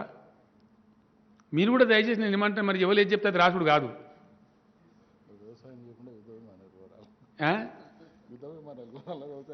ఏం చేయాలా? రఫేల్ విమానాలు కూడా కమిషన్లు తీసుకోవాలి. వ్యవసాయం చేయకపోతే ఏం చేయాలి? మేము వ్యవసాయం చేసుకొని బతుకుతున్నాం. తప్పావా? అదేందో మేము తప్పు చేసినట్టు. ఆడ ఇల్లున్నది నాకు బాజాప్తా. నాది ఇంకోటి ఏంటంటే చాలా బాజాప్తా ఉన్న, మేము బేజాప్తా లేము. నేను ముఖ్యమంత్రిగా వండుకుంటూ ఒక జాగా అమ్ముకున్న సిద్దిపేటలో. ఇప్పుడు హరీష్ ఉండే ఇల్లు నేను కట్టుకుని ఎప్పుడో 25 ఏళ్ల కింద. ఆ ఇల్లును ఒక ఆయనకి ఇచ్చిన, ఆయన నాకు జాగా ఇచ్చిండు. రాజీవ్ రహదారి బైపాస్ రోడ్డుకు వచ్చింది. అప్పుడు దానికి వాల్యూ లేకుండే. ఈ మధ్యకాలంలో అమ్ముకుంటే నాకు 16-17 కోట్ల రూపాయలు వచ్చినాయి. వస్తే ఏం చేసింది తెలుసా? నేను ఇప్పుడు నేను ఏదైతే ఫామ్ ఉందో నాకు, అక్కడ ఫామ్లో నా ఇల్లు ఉందో, పాత ఇల్లు ఉగులగొట్టి అక్కడ 2.5 కోట్లు పెట్టి ఇల్లు కట్టుకున్నా. మిగిలిన డబ్బుకు బాజాప్తా 3,70,00,000 రూపాయలు ఇన్కమ్ ట్యాక్స్ పే చేసిన నేను. ఎస్, మేము దొంగ లెక్కల మీద బతకడం కాదు, బాజాప్తా బతుకుతాం. మేము బేజాప్తా బతకం. మాకు అక్కర లేదు దొంగ సొమ్ము. అందుకే మేము ఎవరికి భయపడం. నువ్వేమి తాటాకు సప్పులు, నువ్వు నీ అద్దులు నా అద్దులు నువ్వు నిర్ణయించడానికి నాకు అర్థం కాదు. నేను మళ్ళా చెప్తున్న, టీఆర్ఎస్ పార్టీకి, కేసీఆర్కు మాకెవ్వడు బాసు లేడు. మాకున్నది ఒకే ఒక్క బాసు, మా తెలంగాణ ప్రజలు. వాళ్ళ ఆశలకు, వాళ్ళ ఆకాంక్షలకు, వాళ్ళ ఆశయాలకు అనుగుణంగా మేము పనిచేస్తాం. మేము ఆర్డర్స్ తీసుకుంటామంటే తెలంగాణ సమాజం నుంచి తీసుకుంటాం. వాళ్ళ కోసం పనిచేస్తాం, నిజాయితీగా పనిచేస్తాం, నిటారుగా పనిచేస్తాం. వాళ్ళు ఏ పాత్ర ఇస్తే ఆ పాత్ర పోషణ చేస్తాం. తప్పకుండా గెలిపిస్తే సర్వీస్ చేస్తాం, అపోజిషన్ ఉండమంటే అపోజిషన్ ఉంటాం. ఏ పాత్ర ఇచ్చినా పనిచేస్తాం. రాజకీయాలు ఉన్నాం కాబట్టి ఎవరికి అధికారం శాశ్వతం ఉండదు. ఒకసారి రావచ్చు, ఒకసారి పోవచ్చు. It's a common thing in democracy. ఇక మేము గెలిస్తేనే లెక్క, మేము దానికోసం ఏ అరాకిరైనా చేస్తాం. మేము అట్లా చెయ్యం, నిజాయితీగా ఉంటాం. ఎన్నో ఉప ఎన్నికలు భయంకరంగా గెలిచినాం మేము, చాలా పెద్ద పెద్ద మేయాడితో గెలిచినాం. ప్రతిసారి మీరే సాక్షి, మీ ముందే చెప్పిన నేను. గెలిచినామని మనకు గర్వం పనికిరాదు, మనకు అహంభావం పనికిరాదు. గెలుస్తూ ఉంటాం, ఓడుతూ ఉంటాం, దాన్ని లెక్క పెట్టవద్దు. ఒక విజయానికి పొంగిపోయి బీరాలు పలకడమో, లేదా ఒక అపజయం ఎదురైతే దానికి కుంగిపోవడమో చేయకూడదు. రాజకీయాల్లో పొలిటికల్ ప్రాసెస్ నడుస్తూ ఉంటుంది. We lose, sometimes we gain. అంత మాత్రం చేత అహంకారాలు పనికిరావని చెప్పిన మా పార్టీ క్యాడర్ మీద ఎప్పుడు మేము అట్లా అహంకారానికి పోలే. 52 సీట్లు గెలవంగానే అబద్ధాలు చెప్పి, పచ్చి అబద్ధాలు చెప్పి మేము చెప్పాం అట్లా. మీరు పెంచినటువంటి, నేను అసెంబ్లీలో చెప్పిన కాదండి, ఏడాది కింద చెప్పిన. మేము ఎందుకంటే నేను ఇంతకుముందు చెప్పింది అబద్ధం కాదండి. మేము టచ్ చేయని కాలనీ లేదు, సెగ్మెంట్ లేదు. ఇండియా మొత్తంలో జర్నలిస్టుల సంక్షేమానికి 100 కోట్లు ఇచ్చిన పార్టీ ఏదైనా ఉన్నదండి? దయచేసి మీరు జర్నలిస్టులు, మీరు సాక్షి. మీరు ఆల్ ఇండియా జర్నలిజంలో దానికి కమిటీలలో ఉంటారు. మీరు జర్నలిస్టుల సంక్షేమానికి ఒక నిధి ఏర్పాటు చేసినటువంటి ఒకటే ఒక గవర్నమెంట్ టీఆర్ఎస్ గవర్నమెంట్ కాదా ఇండియాలో? ఇచ్చిన రావాలన్నా న్యాయవాదుల సంక్షేమానికి 100 కోట్లు ఇచ్చిన ప్రభుత్వం ఉన్నదండి ఇండియాలో? మాకు ఆదరణ ఉంది, ఎందుకు లేదు? మాకు మమ్మల్ని ప్రతి వాళ్ళు ఆదరిస్తారు. డెఫినెట్లీ మేము సర్వీస్ చేసినాం. నిన్నగాక మొన్న పాత సీజే గారు ఉన్నప్పుడు నన్ను అడిగిండు ఆయన, కోర్టులు బంద్ అయిపోయినాయి, మా లాయర్లు ఇబ్బంది పడుతున్నాడు, ఒక 25 కోట్లు ఇచ్చినాం కరోనాలు. జూనియర్ అడ్వకేట్స్ బాధపడుతున్నట్టు 25 crores ఇచ్చినాం, ఆదుకున్నాం వాళ్ళని కూడా. ఎవరికి ఆపద వచ్చినా, ఎవరికి ఇబ్బంది కలిగినా ఉన్నంతలో సర్దుబాటు చేసి కడుపులో పెట్టుకొని అందరిని మేము క్యారీ చేసుకొని పోతున్నాం. ప్రతి వాళ్ళని మేము క్యారీ చేస్తున్నాం. అందుకోసం మమ్మల్ని ప్రజలు ప్రేమిస్తారు. యానో ఒక ఎన్నిక మేము ఓడిపోయి లేదా గెలవంగానే మీలాగా మేము సంగడ బింగడ దుంకలే, మేము అతికి పోము. మాకు ఆ పద్ధతి లేదు. చాలా గంభీరంగా ఉంటాం, మంచిగా ఉంటాం, పద్ధతిగా వ్యవహారం చేస్తాం. ఆగమైపోయిన రైతాంగాన్ని ఆదుకొని 3 కోట్ల టన్నుల వడ్లు పండించేది మేం కాదు. కానీ కొన శాత కాక ఇవన్నీ ఎందుకండి? నువ్వు కొనాన్ని నిరాకరిస్తున్నది ఏంది నాకు అర్థం కాదు. నీ శాతకాని గవర్నమెంట్ నువ్వు తెలంగాణలో 3 కోట్ల టన్నుల ధాన్యం పడితే దాన్ని నేను కొన అంటున్నావు నీ శాతకంతనానికి. గది చక్కగా మాట్లాడక దానికని వంకర చేసి టింకర చేసి ఎందుకు అబద్ధాలు మాట్లాడతారు? తెలంగాణలో పండే వడ్లు కొంటవా కొనవా? సింపుల్ ముచ్చట. వడ్లు కొనమని, వడ్లు కొనాలి కేంద్రం అని చెప్పి వచ్చే శుక్రవారం నాడు అన్ని నియోజకవర్గ కేంద్రాలలో ధర్నా పెడుతున్నాం. ఇడిచిపెట్టం మిమ్మల్ని ఢిల్లీ దాకా. అన్ని నియోజకవర్గ కేంద్రాల్లో కేంద్ర ప్రభుత్వాన్ని డిమాండ్ చేస్తూ తెలంగాణ రైతులు పండించిన పంట కొనాలని చెప్పి వేలాది మంది లక్షలాది మంది రైతులతోని ధర్నాలు చేయబోతున్నాము. మాటలు మాట్లాడేదో చెప్పి తుతుంబాలు చెప్పి ఊకోం. ఈసారి తేలాలిగా. కొంటవా కొనవా అది ఇచ్చిపెట్టిండు. వడ్డు పోయినాయి. ఇక మనను బీరాల వాళ్ళకి మెడలు వస్తా తొడలు కొడతా అని మాట్లాడిండు. నేను ఢిల్లీకి వెళ్ళి అంటిండ్రు, ఇక వడ్లు ఇడిచిపెట్టు, కేసీఆర్ దేశద్రోహిని పెట్టు. కేసీఆర్ దేశద్రోహ? యాడ దేశద్రోహం చేసిండు? దేశం బార్డర్ మీదే చైనా వాడు గుంజుకుంటుంటారు అబ్బాయి, దానికి ఆపాడరు అని చెప్పినాం. తప్పవా? చైనా వాడు మన భూభాగం గుంజుకోవద్దు అని నేను. Is it wrong? మన భూభాగం మనకే ఉండాలన్నాడు దేశద్రోహ? ఇదెక్కడ ఫిలాసఫీ అండి? ఇదేం దిక్కుమాలిన ఆర్గ్యుమెంట్? నాకు అర్థం కాదు. చాలా విచిత్రమైన పరిస్థితులు చూస్తా ఉన్నాం ఈ జోకర్ గాలను. యాడికెళ్ళి పట్టుకొచ్చారు మీరు కూడా వెళ్ళి నాకు అర్థం కాదు. ఇది రాజకీయమా? భూభాగం గుంజుకుంటున్నా కాపాడున్నాడు దేశద్రోహి అవుతాడండి ఈ దేశంలో? అదేం చట్టం? సెడేషన్లానా? నేను వకీల్ కాదు, ఆ చట్టం కూడా నాకు చక్కగా తెచ్చిపాడు కాదు. దేశద్రోహ సార్, నేను దేశద్రోహినా? ఇతర దేశముడు మన దేశంను ఆక్రమించి గుంజుకునే పరిణామాలు కనబడుతున్నాయి, ఫోటోలు వస్తున్నాయి పేపర్లల్లో. అట్లా కాకుండా చూడు రాయన్నాడు దేశద్రోహి అవుతాడా? లేదా ఇచ్చిపెట్టినాడు దేశద్రోహి? ఎవడు దేశద్రోహి? చాలా విచిత్రమైన ఆర్గ్యుమెంట్ ఇది. రాహుల్, నువ్వు మంచిగా రాయాలి భారత దయచేసి ఇంగ్లీష్లో. దేశానికి గెలవాలి, ఎవడు దేశద్రోహో? భూభాగం కాపాడమన్నాడు దేశద్రోహ, మందికి ఇడిచిపెట్టినాడు దేశద్రోహ? ప్లీజ్ ఇది తేలాలి దయచేసి సంగతి. ఇంగ్లీష్లో పోతే దేశం అంతా తెలుస్తుంది కాబట్టి నేను రిక్వెస్ట్ చేస్తున్నాను అట్లా. ఊ ఈజ్ దేశద్రోహి? ఇదెక్కడ ఫిలాసఫీ? ఇదెక్కడ చర్చ? ఈ వ్యక్తిగతమైన దూషణలు ఇదా?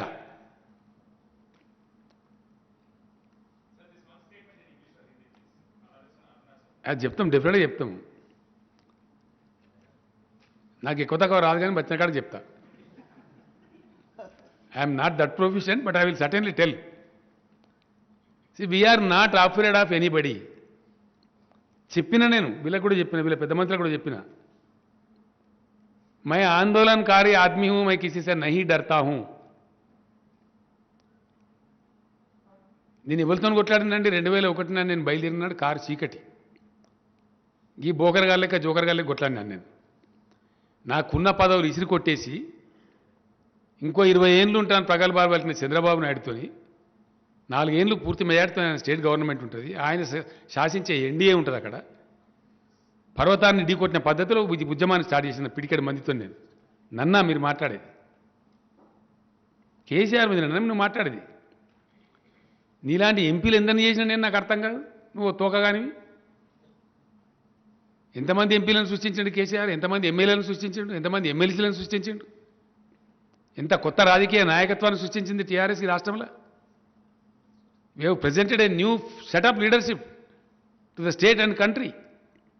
Is it not a fact? ఎవరితో మాట్లాడుతున్నావు? ఎవరి మీద మాట్లాడుతున్నావు? నువ్వా నా మీద మాట్లాడేది? నేను ఒక రాష్ట్ర సృష్టికర్తను, ఒక పార్టీ సృష్టికర్తను, ఒక జెండా సృష్టికర్తను. ఇది వాస్తవం కాదా? దాని తర్వాత ఎన్ని పథకాలు తెచ్చినాం మేము ఈ దేశంలో, ఏనాడు ఊహించని పథకాలు, ఎవడు అనుకోని పథకాలు, ఎవడు కళ్ళ కూడా ఎక్స్పెక్ట్ చేయనటువంటి సంక్షేమం ఉన్నదా? రైతు బీమా ఎక్కడన్నా ఈ భారతదేశంలో ఇచ్చిన మగోడు ఎవడన్నా ఉన్నాడా? ఇది ఫ్యాక్ట్ కాదా? మిషన్ భగీరథ లాంటి స్కీమ్ కల్పన ఉందా మీకు? 65-70 వేల టీఎంసీలలో 30 వేల టీఎంసీలు వాడతలేదు దేశం. ఇంకో 40 వేల టీఎంసీలు సముద్రం పాలవుతుంటే స్తన్నాసుల్లా కూర్చున్నది మీరు.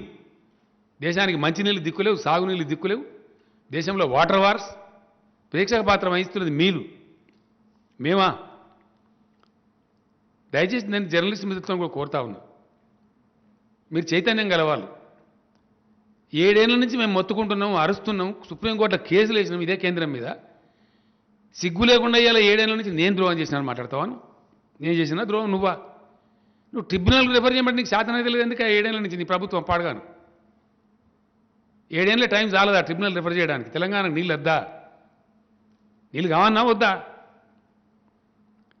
What is preventing you? కొత్త రాష్ట్రం ఏర్పడితే దానికి న్యాయపరంగా నీళ్లు రావాలి, గింత వాటా.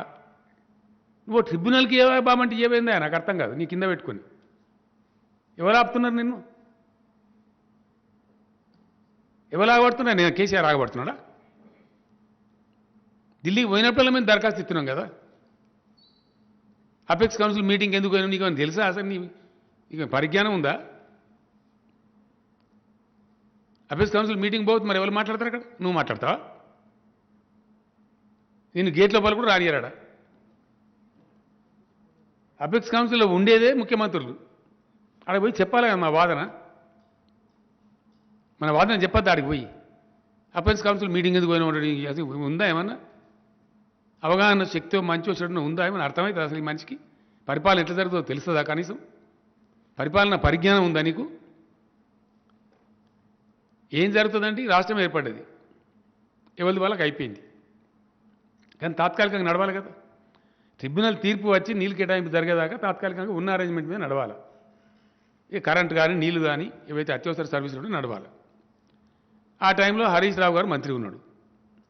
అప్పుడు పిలిస్తే మీటింగ్ పొమ్మని చెప్పిన నేనే. ఏంది అంటే ఇప్పటికిప్పుడు ఏం రాలేదు కాబట్టి, తీర్పు ఫైనల్ కాలేదు కాబట్టి, ఈ నిమిషానికి ఉన్నది 299 టీఎంసీలు తెలంగాణ కేటాయింపు ఉంది, మిగిలింది ఆంధ్రాకి కేటాయింపు ఉంది. ఒక అంచనా ప్రకారంగా యాజ్ ఎ టెంపరీ మెజర్ దాంట్లో రాసినది స్పష్టంగా అడ్హాక్ అరేంజ్మెంట్ కింద ఇప్పుడు ఉన్న ఆల్రెడీ నిర్ణయమై ఉన్న వాటాలు ఎవరి వాళ్ళు వాడుకోండి, సర్దుకోండి అని చెప్పిండ్రు. ట్రిబ్యునల్ తీర్పు వచ్చేదాకా అని చెప్పిండ్రు. దాని మీద నువ్వు ఎందుకు సంతకం పెట్టినా నీకేం తెలుసా? అసలు పరిపాలనా వ్యవహారం ఎట్లా జరుగుతుందో నీకు పరిజ్ఞానం ఉందా? జ్ఞానం లేకుండా ఇష్టం వచ్చినట్టు అదెందుకు సంతకం పెట్టినావు, ఇదెందుకు సంతకం పెట్టినావు, సంతకం పెట్టకపోతే ఇంటమంటారు. రాష్ట్రం జరగద్దా? ప్రజలకు నీళ్ళు రావద్దా? కరెంటు రావద్దా? నేనేమంటున్నా అంటే రాష్ట్ర బీజేపీ నాయకులకు సిగ్గు ఎగ్గు కూడా లేదు. 7 మండలాలు గుంజుకున్నాడు, మీరు ఎక్కడ పడుకున్నారు? తెలంగాణకు శాశ్వత అన్యాయం ఈ ప్రధానమంత్రి చేసిండు. సీలేరు ప్రాజెక్టు గుంజి ఆంధ్రాకి ఇవ్వడం ద్వారా ఆనాడు మీరు ఎక్కడ పండుకున్నారు? శాశ్వతమైన ద్రోహం కాదా తెలంగాణకు? అది మీకు సాధగాలే, మీరు నోరు తెరవలే, కానీ నేను తెరిచిన ఆ రోజు. మోడీ గారు అడిగింది నన్ను ఫాసిస్ట్ అన్నావు నువ్వు అని. అన్న సార్ అని చెప్పిన. నా కడుపు మండింది అన్న. సీలేరు ప్రాజెక్టు గుంజుకొని ఇచ్చినాడు, your A fascist prime minister అని చెప్పి నేను ఢిల్లీలో బాజాప్తా పేపర్లలో వచ్చి నన్ను అడిగింది ఆయన. నువ్వు నన్ను ఫాసిస్ట్ అన్నావు కేసీఆర్ అంటే అన్న నేను తప్పకుండా. మా రాష్ట్రం యొక్క హక్కును గుంజుకున్నావు కాబట్టి, మమ్మల్ని ఒక మాట అడగలేదు కాబట్టి, కనీసం మాకు సంప్రదించకుండా 7 మండలాలు గుంజి ఇచ్చినావు కాబట్టి నా కడుపు మండి అన్న అని చెప్పిన. తప్ప నిజం కాదా? ఇది వాస్తవం కాదా? ఇట్లా అనేక అన్యాయాలు తెలంగాణకు చేసింది మీరు. ఒక జాతీయ ప్రాజెక్టు ఇయ్యింది మీరు. బీఆర్జీఎఫ్ 450 కోట్లు ఎగబెట్టింది మీరు. చట్ట ప్రకారం ఉన్నటువంటి నవోదయ పాఠశాల ఇయ్యంది మీరు.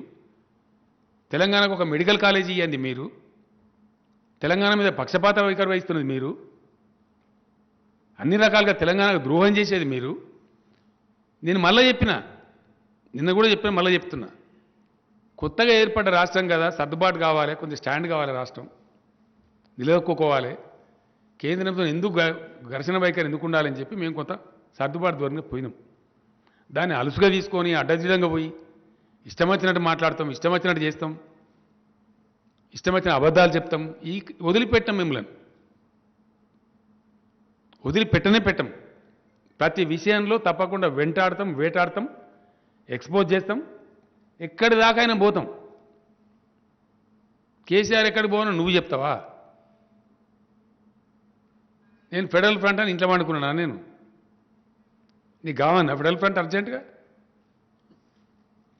కావన్నా అయింది. ఇట్లా అడ్డదిడ్డంగా మాట్లాడి అబద్ధాలు మాట్లాడి రైతులకు ఇంకో మాట చెప్తాను నేను. ఇప్పుడు ఈ ఈ ఈ వ్యక్తి ఎవరైతే మాట్లాడిండో, మెడలు వంచుతా తొడలు వంచుతా మాట్లాడిండో, ఈయనకి మెడ మీద తలకాయ లేదని తెలిసిపోయింది. ఇవాళకి సమాధానం రాలే. తెలంగాణ రైతుల పక్షాన, తెలంగాణ ప్రజల పక్షాన, తెలంగాణ ముఖ్యమంత్రిగా నేను స్ట్రేట్కి వచ్చి అడిగిన వడ్లు తీసుకుంటారా తీసుకోరా, అది తప్పించింది, అయిపోయింది, తప్పించింది కదా. ఇప్పుడు పోరాటం చేయాలి, మేము ధర్నా కూర్చుంటాం, శుక్రవారం నువ్వు కూర్చుంటావు మాతోని తెలంగాణ రైతుల పక్షాన. ఇక చూడు మేము కొట్లాడతాం, ఎట్లా వెంటాడతామో చూడు, కొనేదాకా ఎట్లా బురికిపిస్తామో చూడు, లేదా మిమ్మల్ని ఎట్లా ఎక్స్పోజ్ చేస్తామో చూడు. కొట్లాడతావాను? ఇవాళ నేను చెప్తున్న రైతులకు మళ్ళీ చెప్తున్నా, దయచేసి వరి వేయకండి. వీళ్ళని నమ్మితే మనం శంకరగిరి మాన్యాలు పడతాము. అయిపోయింది, వీళ్ళ కథ తెలిసిపోయింది. వీళ్ళని గిట్ట నమ్ముకుంటే కుక్కతో ఒకరిని పట్టుకొని గోదావరి ఈదినట్టే. ఈ అరాకిరిగాలు వట్టిగా లూజ్ టంగ్ మాట్లాడతారు తప్ప వీళ్ళకి బాధ్యత లేదు. వీళ్ళ మాట ఢిల్లీలో వీళ్ళని వాడు దేకెటోళ్ళు లేడు అసలు. ఇంత పెద్ద దేశం నడుపుతున్న పార్టీ కాదనండి, తేవచ్చు కదా. నిన్న నేను మాట్లాడినా, కఠినంగా మాట్లాడినా. అరే మా సీఎం ఇట్లా మాట్లాడుతుండే, మరి ఏదో ఒకటి చెప్పు, తీసుకుంటావా తీసుకొని అడగచ్చు కదా మంత్రిని ఫోన్ చేసి. ఇవాళ ప్రెస్ కాన్ఫరెన్స్ పెట్టే ముందు జ్ఞానం ఉండాలి కదా, ఇంగితం, కనీస పరిజ్ఞానం ఉండాలి కదా. నేను నిన్ననే చెప్పిన కదా, మళ్ళీ కూడా రేపు మాట్లాడతానని చెప్పి, మళ్ళీ రేపు కూడా మాట్లాడతానని చెప్తున్నా. మీకు రేపటి నుంచి లంచ్ కూడా ఏర్పాటు చేస్తానండి, పర్మనెంట్గా ఈయన్నే మంచిగా. అది ఇవ్వని సంగతి ఏందో తేలాలి కదా. ఇది కథ గమ్మతున్నది. ఇష్టం వచ్చింది మాట్లాడతామ్మా, ఇష్టం వచ్చిన సొలు పురాణం అంటే ఏమన్నట్టు, ఏమన్నట్టు అండి ఇది? ఇవ్వలు పడతారు, నాకు అర్థం కాదు. మేము చెప్పుకుంటూ పోతా ఉంటామంటే ఇన్ని రోజులు భరించినాం, మేము క్షమించినామని చెప్పినాను నేను నిన్న. పెద్దరికంగా ఏనుగు పోతుంటే కుక్కలు మరుగుతాయని చెప్పి క్షమించినాం. మళ్ళీ కూడా చెప్తున్నాను నేను, ఏనుగు పోయినప్పుడు మొరిగే కుక్కల స్థాయికి మిమ్మల్ని అనుకొని గట్ల పిచ్చోళ్ళగా మాట్లాడితే మనం పెద్దరికం ఉందామని చెప్పి పట్టించుకోలే. Your left it your fate. Still అట్లే మేము అట్లే మరుగుతామంటే మీకు తగిన బుద్ధి చెప్తాం, ఇక 100% చెప్తాం. వదిలిపెట్టే ప్రశ్నే లేదు. కాబట్టి ఈ పనికిమాలిన మాటలు కాదు. డీజిల్ మీద, పెట్రోల్ మీద సెస్ విత్డ్రా చేయాలి. చేస్తారా సస్తారా చెప్పు ఫస్ట్.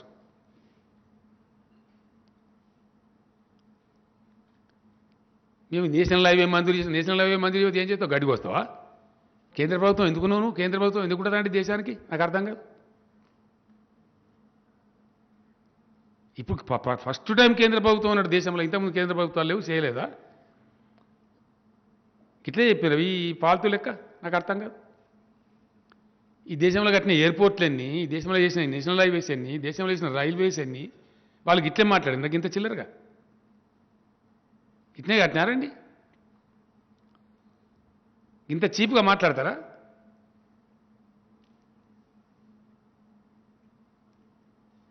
ప్రాజెక్టు కట్టకపోతే కట్టలేదనాలి, కడితే కమిషన్లు తీసుకున్నారు అనాలి. నాగార్జున సార్ ప్రాజెక్ట్ కట్టారు, మరి దానికి కమిషన్ల కోసం కట్టినరా? దేనికోసం కట్టినండి నాకు అర్థం కాదు. దేశవ్యాప్తంగా కట్టిన ప్రాజెక్టులన్నీ కమిషన్ల కోసమే కట్టినరా? సొల్లు పురాణం నేర్చినరా? అడ్డదిడ్డంగా మాట్లాడు, ఇష్టం వచ్చినట్టు మాట్లాడు. ప్రజలను తప్పుదో పట్టిస్తూ ఉన్నారు, ప్రజల మనసుగాన్ని కలుషితం చేస్తూ ఉన్నారు. మేము 100% నిటారుగా ఉన్నాము. 100% ఎస్.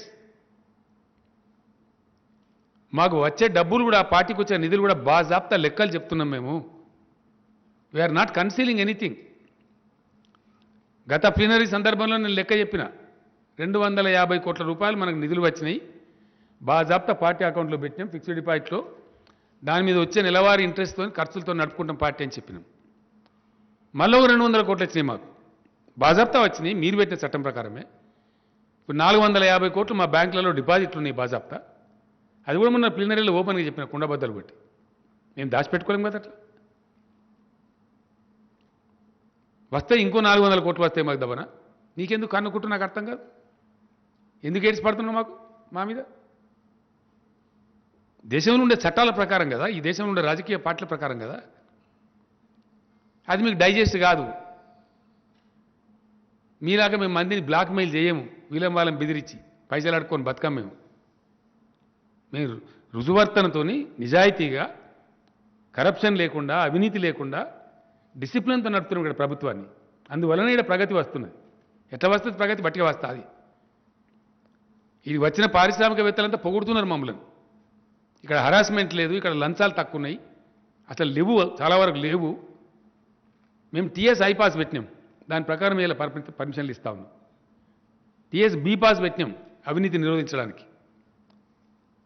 రెవెన్యూ రికార్డ్స్ డిజిటలైజేషన్ చేసినాం, ధరణి పోర్టల్ తెచ్చినాం, దానివల్ల అవినీతి నిర్మూలించగలిగినాం. ఇవాళ మనకు రిజిస్ట్రేషన్ అంటే పెద్ద భయంకరం.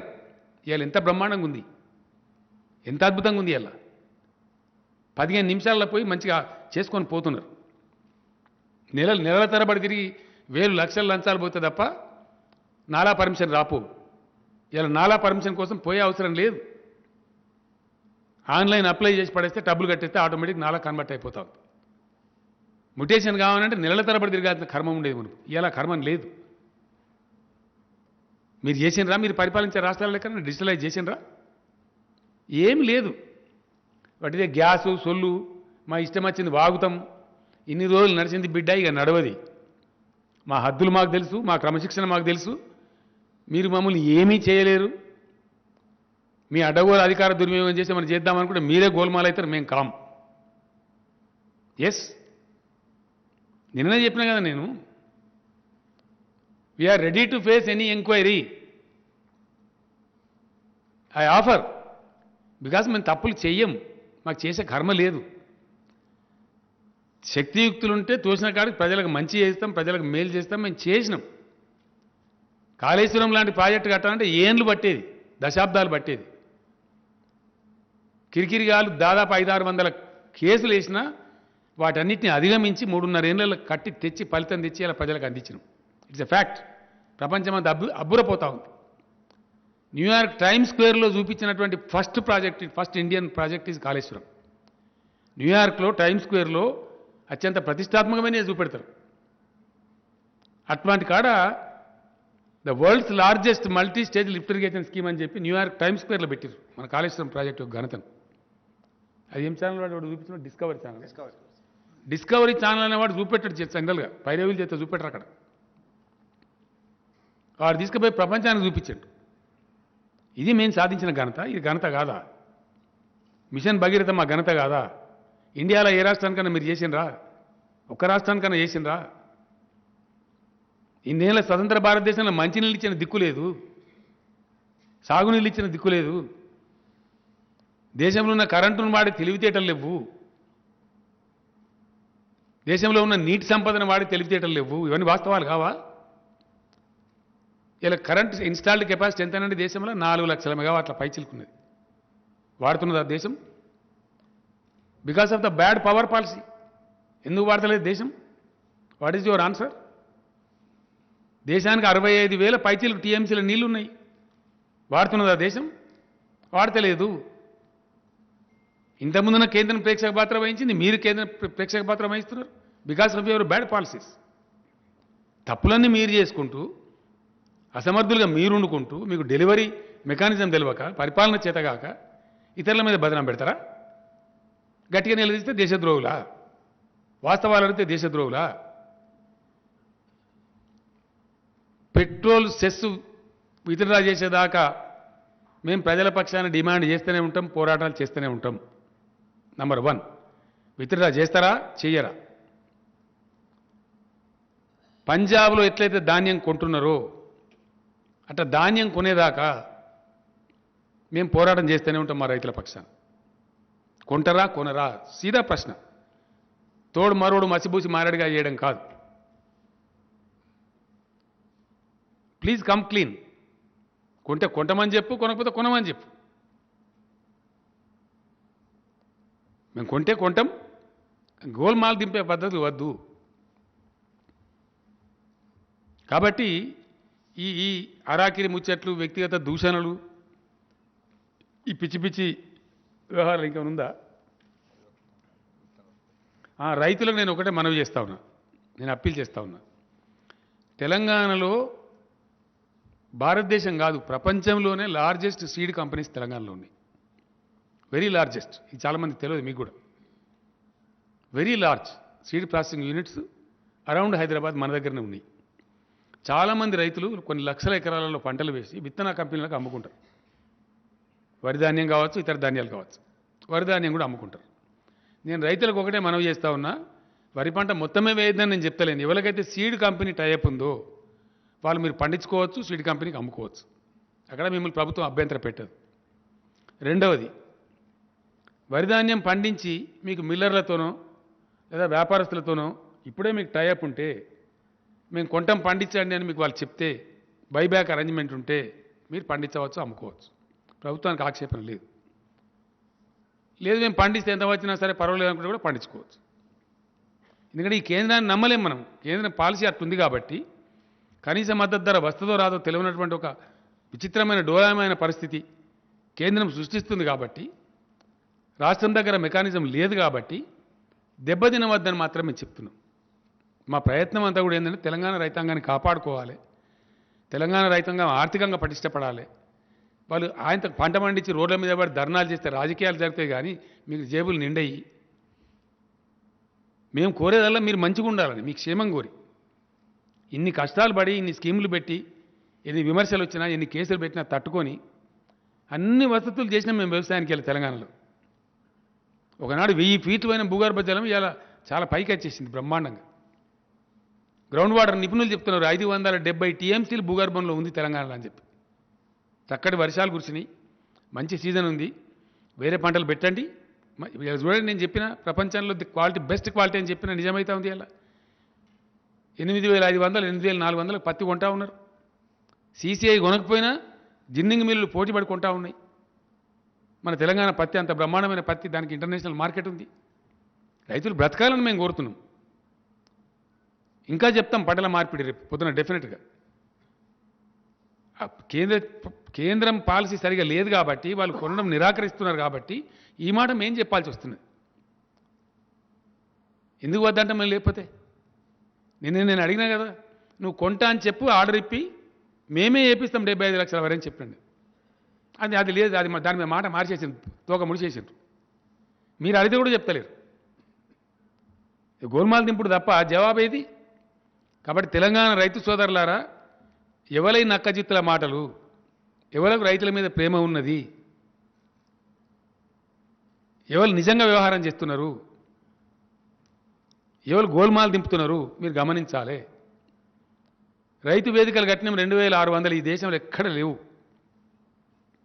భారతదేశంలో లేవు. అటువంటి ప్రయత్నం కూడా జరగలేదు, అటువంటి ఆలోచన కూడా చేయలే. ఇలా మేము చేసినాం, మీకు అందించినాం. అన్ని రైతు వేదికలలో రైతు బంధు నాయకులు, రైతులు కూర్చొని చర్చ చేయండి, ఇతర పంటలు ఏమేసుకోవాలో ఆలోచించండి, నష్టపోకండి అని చెప్తున్నాం. మేము కోరేదల్లా మీరు నష్టపోవద్దనే.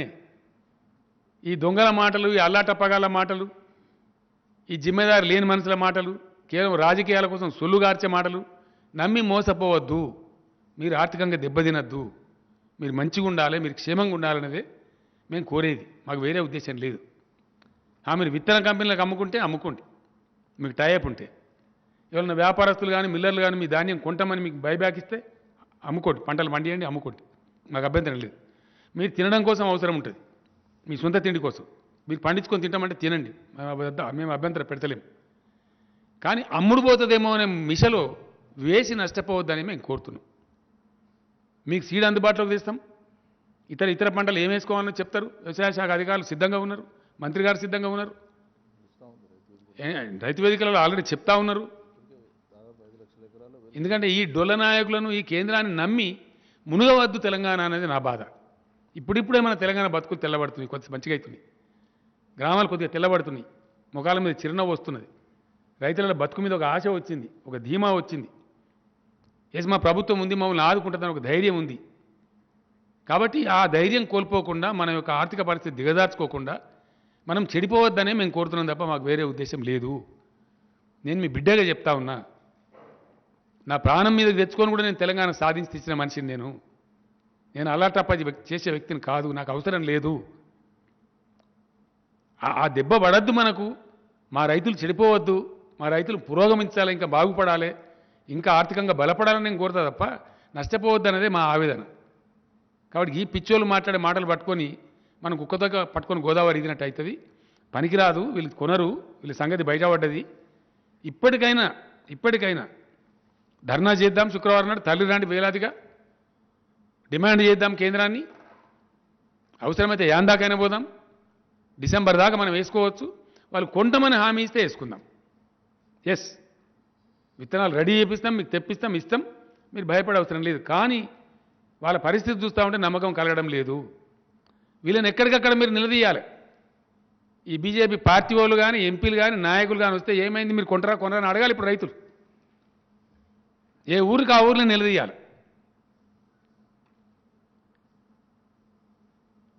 ఇంకా మేము పాదయాత్రలు చేస్తాము. పాదయాత్ర ఏ దూరం ఇప్పుడు, ఇక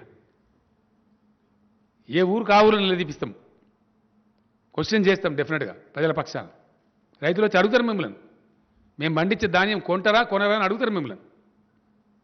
ఎందుకంటే ఆ బాధ్యత కేంద్రం మీద ఉన్నది, మీ మీద ఉన్నది. దళిత బంధు మీద మాట్లాడతారు. నిన్న కూడా చెప్పిన నేను, దళిత బంధు పథకం యథాతథంగా అమలు జరుగుతుంది. నేను మళ్ళీ చెప్తున్నా స్పష్టంగా, హుజురాబాద్ నియోజకవర్గంలో సంపూర్ణంగా అమలు జరుగుతుంది. దళిత బంధు మాట్లాడే తెలివి ఉన్నది నీకు, నీ ముఖానికి నీకేమైనా బాధ్యత ఉన్నది? నీకు తెలుసా దళిత బంధు ఏందో? అది ఎట్లా పుట్టిందో తెలుసా? నీకు ఎందుకు పుట్టిందో తెలుసా? దాని లోతుపాతులు కనీసం మీకు అర్థమైతాయా? దళిత బంధు స్కీమ్లో మేము కోరుతున్నది ఏంటండి, ఏ బ్యాంకు బాదర బందీ లేకుండా, తిరిగి చెల్లించేటువంటి అవస్థ కిస్తీల కిరికిరి లేకుండా, దాంతో వాళ్ళు పైకి రావాలి ఆర్థికంగా సామాజికంగా అని మా ఉద్దేశం. ప్రపంచంలో ఎక్కడ లేదు దళిత బంధు లాంటి స్కీమ్. ఎంటైర్ వరల్డ్లో అణగారిన జాతులు నాటుకోవడానికి జరుగుతున్న గొప్ప ప్రయత్నం ప్రపంచంలోనే, ఎంటైర్ వరల్డ్లో. తరతరాలు దోపిడీకి గురైన జాతి కాబట్టి, వేల సంవత్సరాల నుంచి పోయింది కాబట్టి వాళ్ళని ఆదుకోవాలని చెప్పి మేము ప్రయత్నం చేస్తున్నాం. మేము రిలీజ్ చేయమంటాం నీ ముఖమా అనేది రిలీజ్ చేసి. అంత ఉందాతనం ఉన్న కేంద్రమే అయితే మేము కూడా ఇస్తాం పడవా. నువ్వు 10,000 కోట్లు పెడతా అంటున్నావు కదా, 20,000 కోట్లు పెడతా అంటున్నావు, మేము ఇస్తాం ఒక 20,000 కోట్లు. గొప్ప మంచి పని, మేము పార్టిసిపేట్ చేస్తామని ఎంకరేజ్ చేయాలి, భుజం తట్టాలి. రిలీజ్ చేయమా? మేము ఎందుకు చేయమండి? ఆల్రెడీ 2,000 కోట్లు రిలీజ్ చేసి పెట్టినాం అక్కడ హుజురాబాద్లో. ఏం చేస్తాం? స్కీములు పెట్టుకునేటప్పుడు అందరు ట్రాక్టర్లో ఉన్నారనుకోండి, అందరు కార్లో కొనుక్కున్నారనుకోండి, తెలియక పాపం అందరూ ఒకటే రకమైన స్కీమ్ పెట్టుకున్నారు అనుకోండి, ఆయన నడవది, ఈయన నడవది. ఆ మినిమం నాలెడ్జ్ వాళ్ళకి ఇచ్చి, వాళ్ళకి ఏం చేసుకుంటే మంచిదో చెప్పి, వాళ్ళకి వచ్చిన విద్య పని చేసుకోవచ్చు, లేదా ఈ పనులు నేను గైడ్ చేయొచ్చు. దాన్ని చూసి కలెక్టర్ల ఆధ్వర్యంలో ఇచ్చుకోమని చెప్పినాం. చాలా గొప్పగా భారతదేశ చరిత్రలో మొట్టమొదటిసారి దళితులకు అన్ని ప్రభుత్వ లైసెన్సులు ఇచ్చే వాటిలో రిజర్వేషన్ పెడుతున్న ఏకైక రాష్ట్రం తెలంగాణ కాదా? ఫ్యాక్ట్ కాదా అది? నిన్న ఉత్తర్వులు జారీ కాలేదా? ఎక్సైజ్ వైన్ షాప్లలో, బార్ షాప్లలో? ఎస్, అన్నిట్లో పెట్టబోతున్నాం. మెడికల్ షాప్లలో వాటా ఇస్తాం, ఫర్టిలైజర్ షాప్లో వాటా ఇస్తాం, హాస్టల్ సప్లైస్, హాస్పిటల్ సప్లైస్లో వాటా ఇస్తాం. ఇంకా ప్రభుత్వం లైసెన్సులు ఇచ్చి పెట్టించే ప్రతి దానిలో దళితులకు రిజర్వేషన్ కల్పిస్తాం. వాళ్ళు పైకి రావాలి, వచ్చి తీరాలి. నేను ఎత్తుకున్నా ఆ పని, నేను ఎత్తుకున్నా, కేసీఆర్ ఎత్తుకున్నాడు. తెలంగాణ దళిత జాతికి నేను ఒక్కటే మాట చెప్తా ఉన్నా, 100% చెప్పింది చెప్పినట్టు దళిత బంధు పథకం అమలు జరుగుతుంది. అందులో ఈ సన్నాసుల మాటలు మీరు పట్టించుకోవద్దు.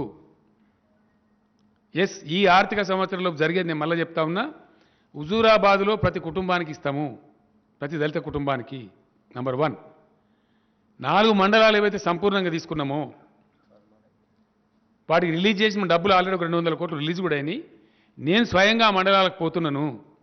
అది చింతకాని కావచ్చు, అది తిరుమలగిరి కావచ్చు, అది చారగొండ కావచ్చు, లేదా నిజాం సాగర్ కావచ్చు. నేనే స్వయంగా పోతాను. త్వరలోపలనే వాళ్ళని పిలిచి ఇక్కడ రిసోర్స్ పర్సన్స్తో సమావేశం కూడా పెడతాం హైదరాబాద్లో. అక్కడ కూడా 100% ఫ్యామిలీస్కి ఇంప్లిమెంట్ చేస్తాం. 3, స్టెప్ నెంబర్ 3, ఈ మార్చి లోపల అమలు చేసే పద్ధతి ఏంటంటే హుజూరాబాద్లో ప్రతి ఇంటికి సంపూర్ణంగా అమలు చేస్తాం. నంబర్ 1. తీసుకున్న 4 ప్రత్యేకమైన మండలాలు ఇప్పుడు నేను చెప్పిన పేర్లు ఏవైతున్నాయో అక్కడ సంపూర్ణంగా అమలు చేస్తాం. నంబర్ 2. నంబర్ 3, ఈ మార్చి లోపల అమలు చేసేది మిగతా నియోజకవర్గాలన్నింటిలో కూడా నియోజకవర్గానికి 100 కుటుంబాల చొప్పున. ఎందుకంటే అక్కడ అలవాటు రావాలి, ప్రాక్టీస్ రావాలి.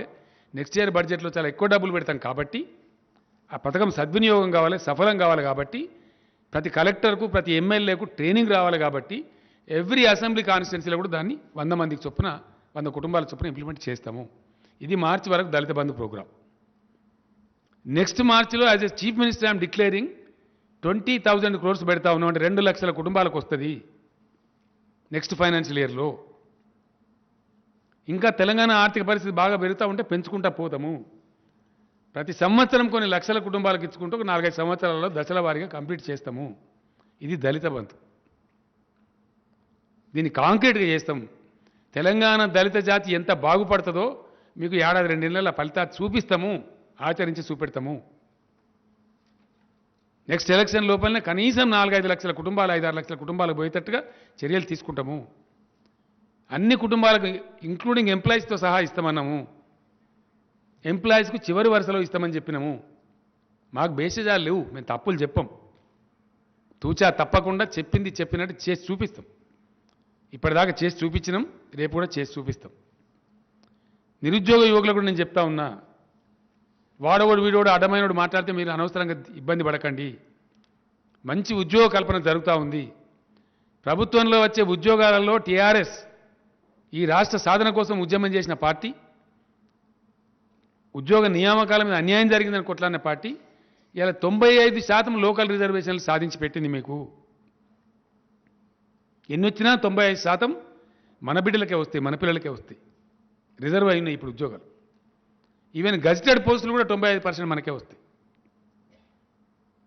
దాన్ని స్టేట్ లెవెల్ పోస్టులను పెట్టకుండా నూతన జోనల్ విధానంలో అవి గద్దల్లాగా ఇతరులు దనకపోకుండా వాటి జోనల్ పోస్టులనే పెట్టినాం రాష్ట్ర పరిధిలో ఉండేటట్టు. ఈ రాష్ట్ర నిరుద్యోగులకు చాలా మంచి మేలు చేసింది టీఆర్ఎస్ ప్రభుత్వం. మీకు రాబోయే కొద్ది రోజులలో ఈ సోషల్ మీడియాలో వాడోగోడు వీడోగోడు పిచ్చోడు మాట్లాడు కాదు. ఎందుకంటే మనం తెచ్చిన జోనల్ విధానం ప్రకారం మన ఉద్యోగులను సర్దుతున్నారు. 2-3 రోజుల్లో నా దగ్గరనే సమావేశం ఉంది ఉద్యోగ సంఘాలతోని.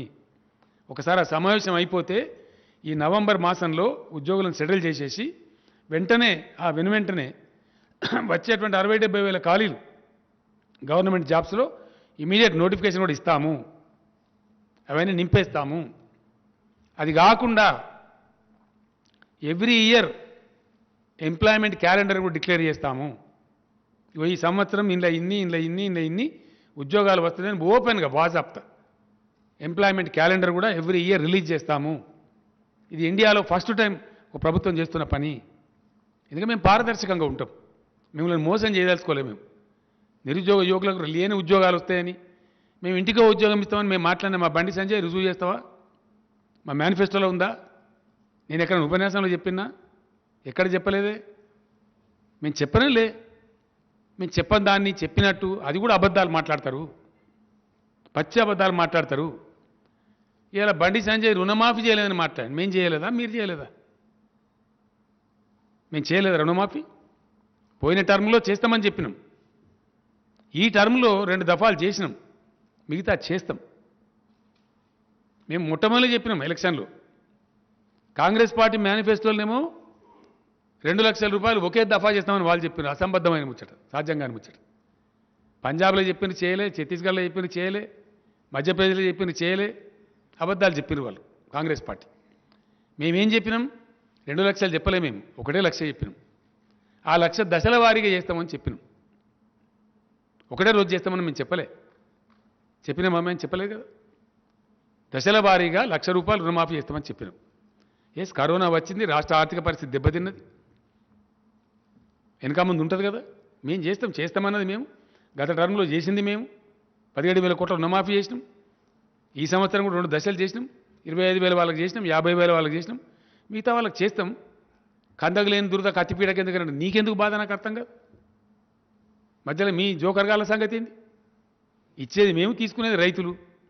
దాని మీద ఇంట్రెస్ట్ ఉంటే మేము కడతాం. మధ్యలో మీ గీ సొలుపురా అని మాట్లాడేది. వడ్ల సంగతి చెప్పురా బాబు అంటే వడ్లిడిచి పెట్టి నేను దొడ్లకెళ్ళి తెంపుకొని పోతా అన్నట్టు నీ వడ్డలను తెలుస్తాం నీకు అతిపుడిగా. తెలంగాణ రైతుల ముందు మిమ్మల్ని పంచనామా చేసి పెడతాం అనుకుంటున్నాము. ఎస్, బ్లాస్ట్ చేస్తాం డెఫినెట్గా. అరకిరి మాటలు మాట్లాడి అడ్డపోగులు మాట్లాడి తప్పించుకొని పోతామంటే పోనీయం ఈసారి. మెడలు నువ్వు వంచుడు కాదు, మేము వంచుతాం మీ మెడలు. ఈ దేశ పౌరులుగా, ఈ దేశంలో భాగస్వాములుగా మీ మెడలు వంచుతాం గ్యారంటీగా. నువ్వు వంచుతావు మెడలు, మేము మంచి చూపిస్తాం నీ మెడలు. అడుగును నిలదీస్తాం. ఎస్, డెఫినెట్గా తప్పించుకొని పోలేరు. నువ్వేదో క్షుద్రమైన మాటలు, నీచమైన మాటలు, వ్యక్తిగత నిందలు, నీ దిక్కుమాలిన బెదిరింపులు ఎవ్వడు భయపడాడు. ఇక్కడ తిప్పి కొడతాం, గింగిరాలు తిరగాలి. అక్కడిక్కడ చేసినట్టు అరాకిరి చేస్తామంటే మేమేమి లఫుట్ పనులు చేయలే, మాకు అవసరం లేదు, చేసే అక్కడనే లేదు. అన్ని అడ్డంపుడు నీ ఫామ్ హౌస్, నా ఫామ్ హౌస్ దుంతావు. వస్తావా? దా నా ఫామ్ హౌస్ కాడ గొర్రెలు ఉంటాయి, బర్రెలు ఉంటాయి, అన్నీ ఉంటాయి. దా, ఏం తమాషా మాట్లాడుతున్నావా? నీ అయ్యదా నా ఫామ్ హౌస్? నాకు అర్థం కాదు. మేము చెమటవాడి కష్టం చేసుకొని వ్యవసాయం చేసుకుంటాం. అక్కడ బాధ్యత కొనుక్కున్న భూములు అవి, రికార్డు ఉంది మాకు. మేము ఎన్నికల అఫిడవిట్లో చూపెడతాం, ఇన్కమ్ ట్యాక్స్లో చూపెడతాం, ప్రతి సంవత్సరం రిటర్న్స్లో. మాకు దొంగ లెక్కలు ఉండేవి మాకు. ఇప్పటికైనా ఒళ్ళు దగ్గర పెట్టుకొని మాట్లాడాలా. What you are talking is with KCR, don't forget. మేము దొంగలమైతే, మేము భయపడలమైతే, మాకు అవినీతి అక్రమాలు ఉంటే మేము ఉద్యమాలు చేస్తామండి. తెలంగాణ ఉద్యమం అప్పుడే మా బొడి గీసేది దేవుడు. మేము ఫైటర్స్, వీఆర్ వారియర్స్, మేము యుద్ధవీరులం, మేము భయపడే వాళ్ళం కాదు. రాష్ట్రం తెచ్చినాం, దాన్ని అద్భుతంగా రాష్ట్రంగా తయారు చేసినాం. ఈ రాష్ట్రాన్ని బంగారు తెలంగాణ చేసేదాకా కొట్లాడుతూనే ఉంటాం, పోరాడుతూనే ఉంటాం, ప్రజల కోసం పనిచేస్తూనే ఉంటాం. Thank you.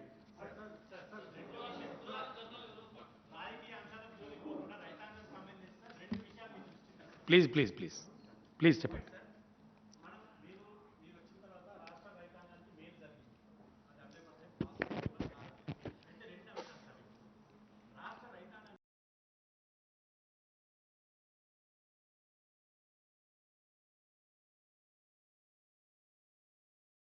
Hello everybody, this is Lipsika.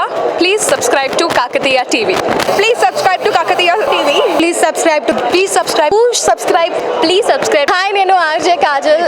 Subscribe to Kakatiya TV. చాలా interesting updates and interesting content ఉంటుంది Kakatiya TVలో. సో డెఫినెట్గా సబ్స్క్రైబ్ చేసుకోండి. అండ్ కింద కనిపిస్తున్న బెల్ ఐకాన్ని కూడా మీరు నొక్కితే మీకు ఇన్స్టెంట్గా అప్లోడ్ చేసిన వెంటనే నోటిఫికేషన్ కూడా వస్తుంది కాబట్టి డూ సబ్స్క్రైబ్.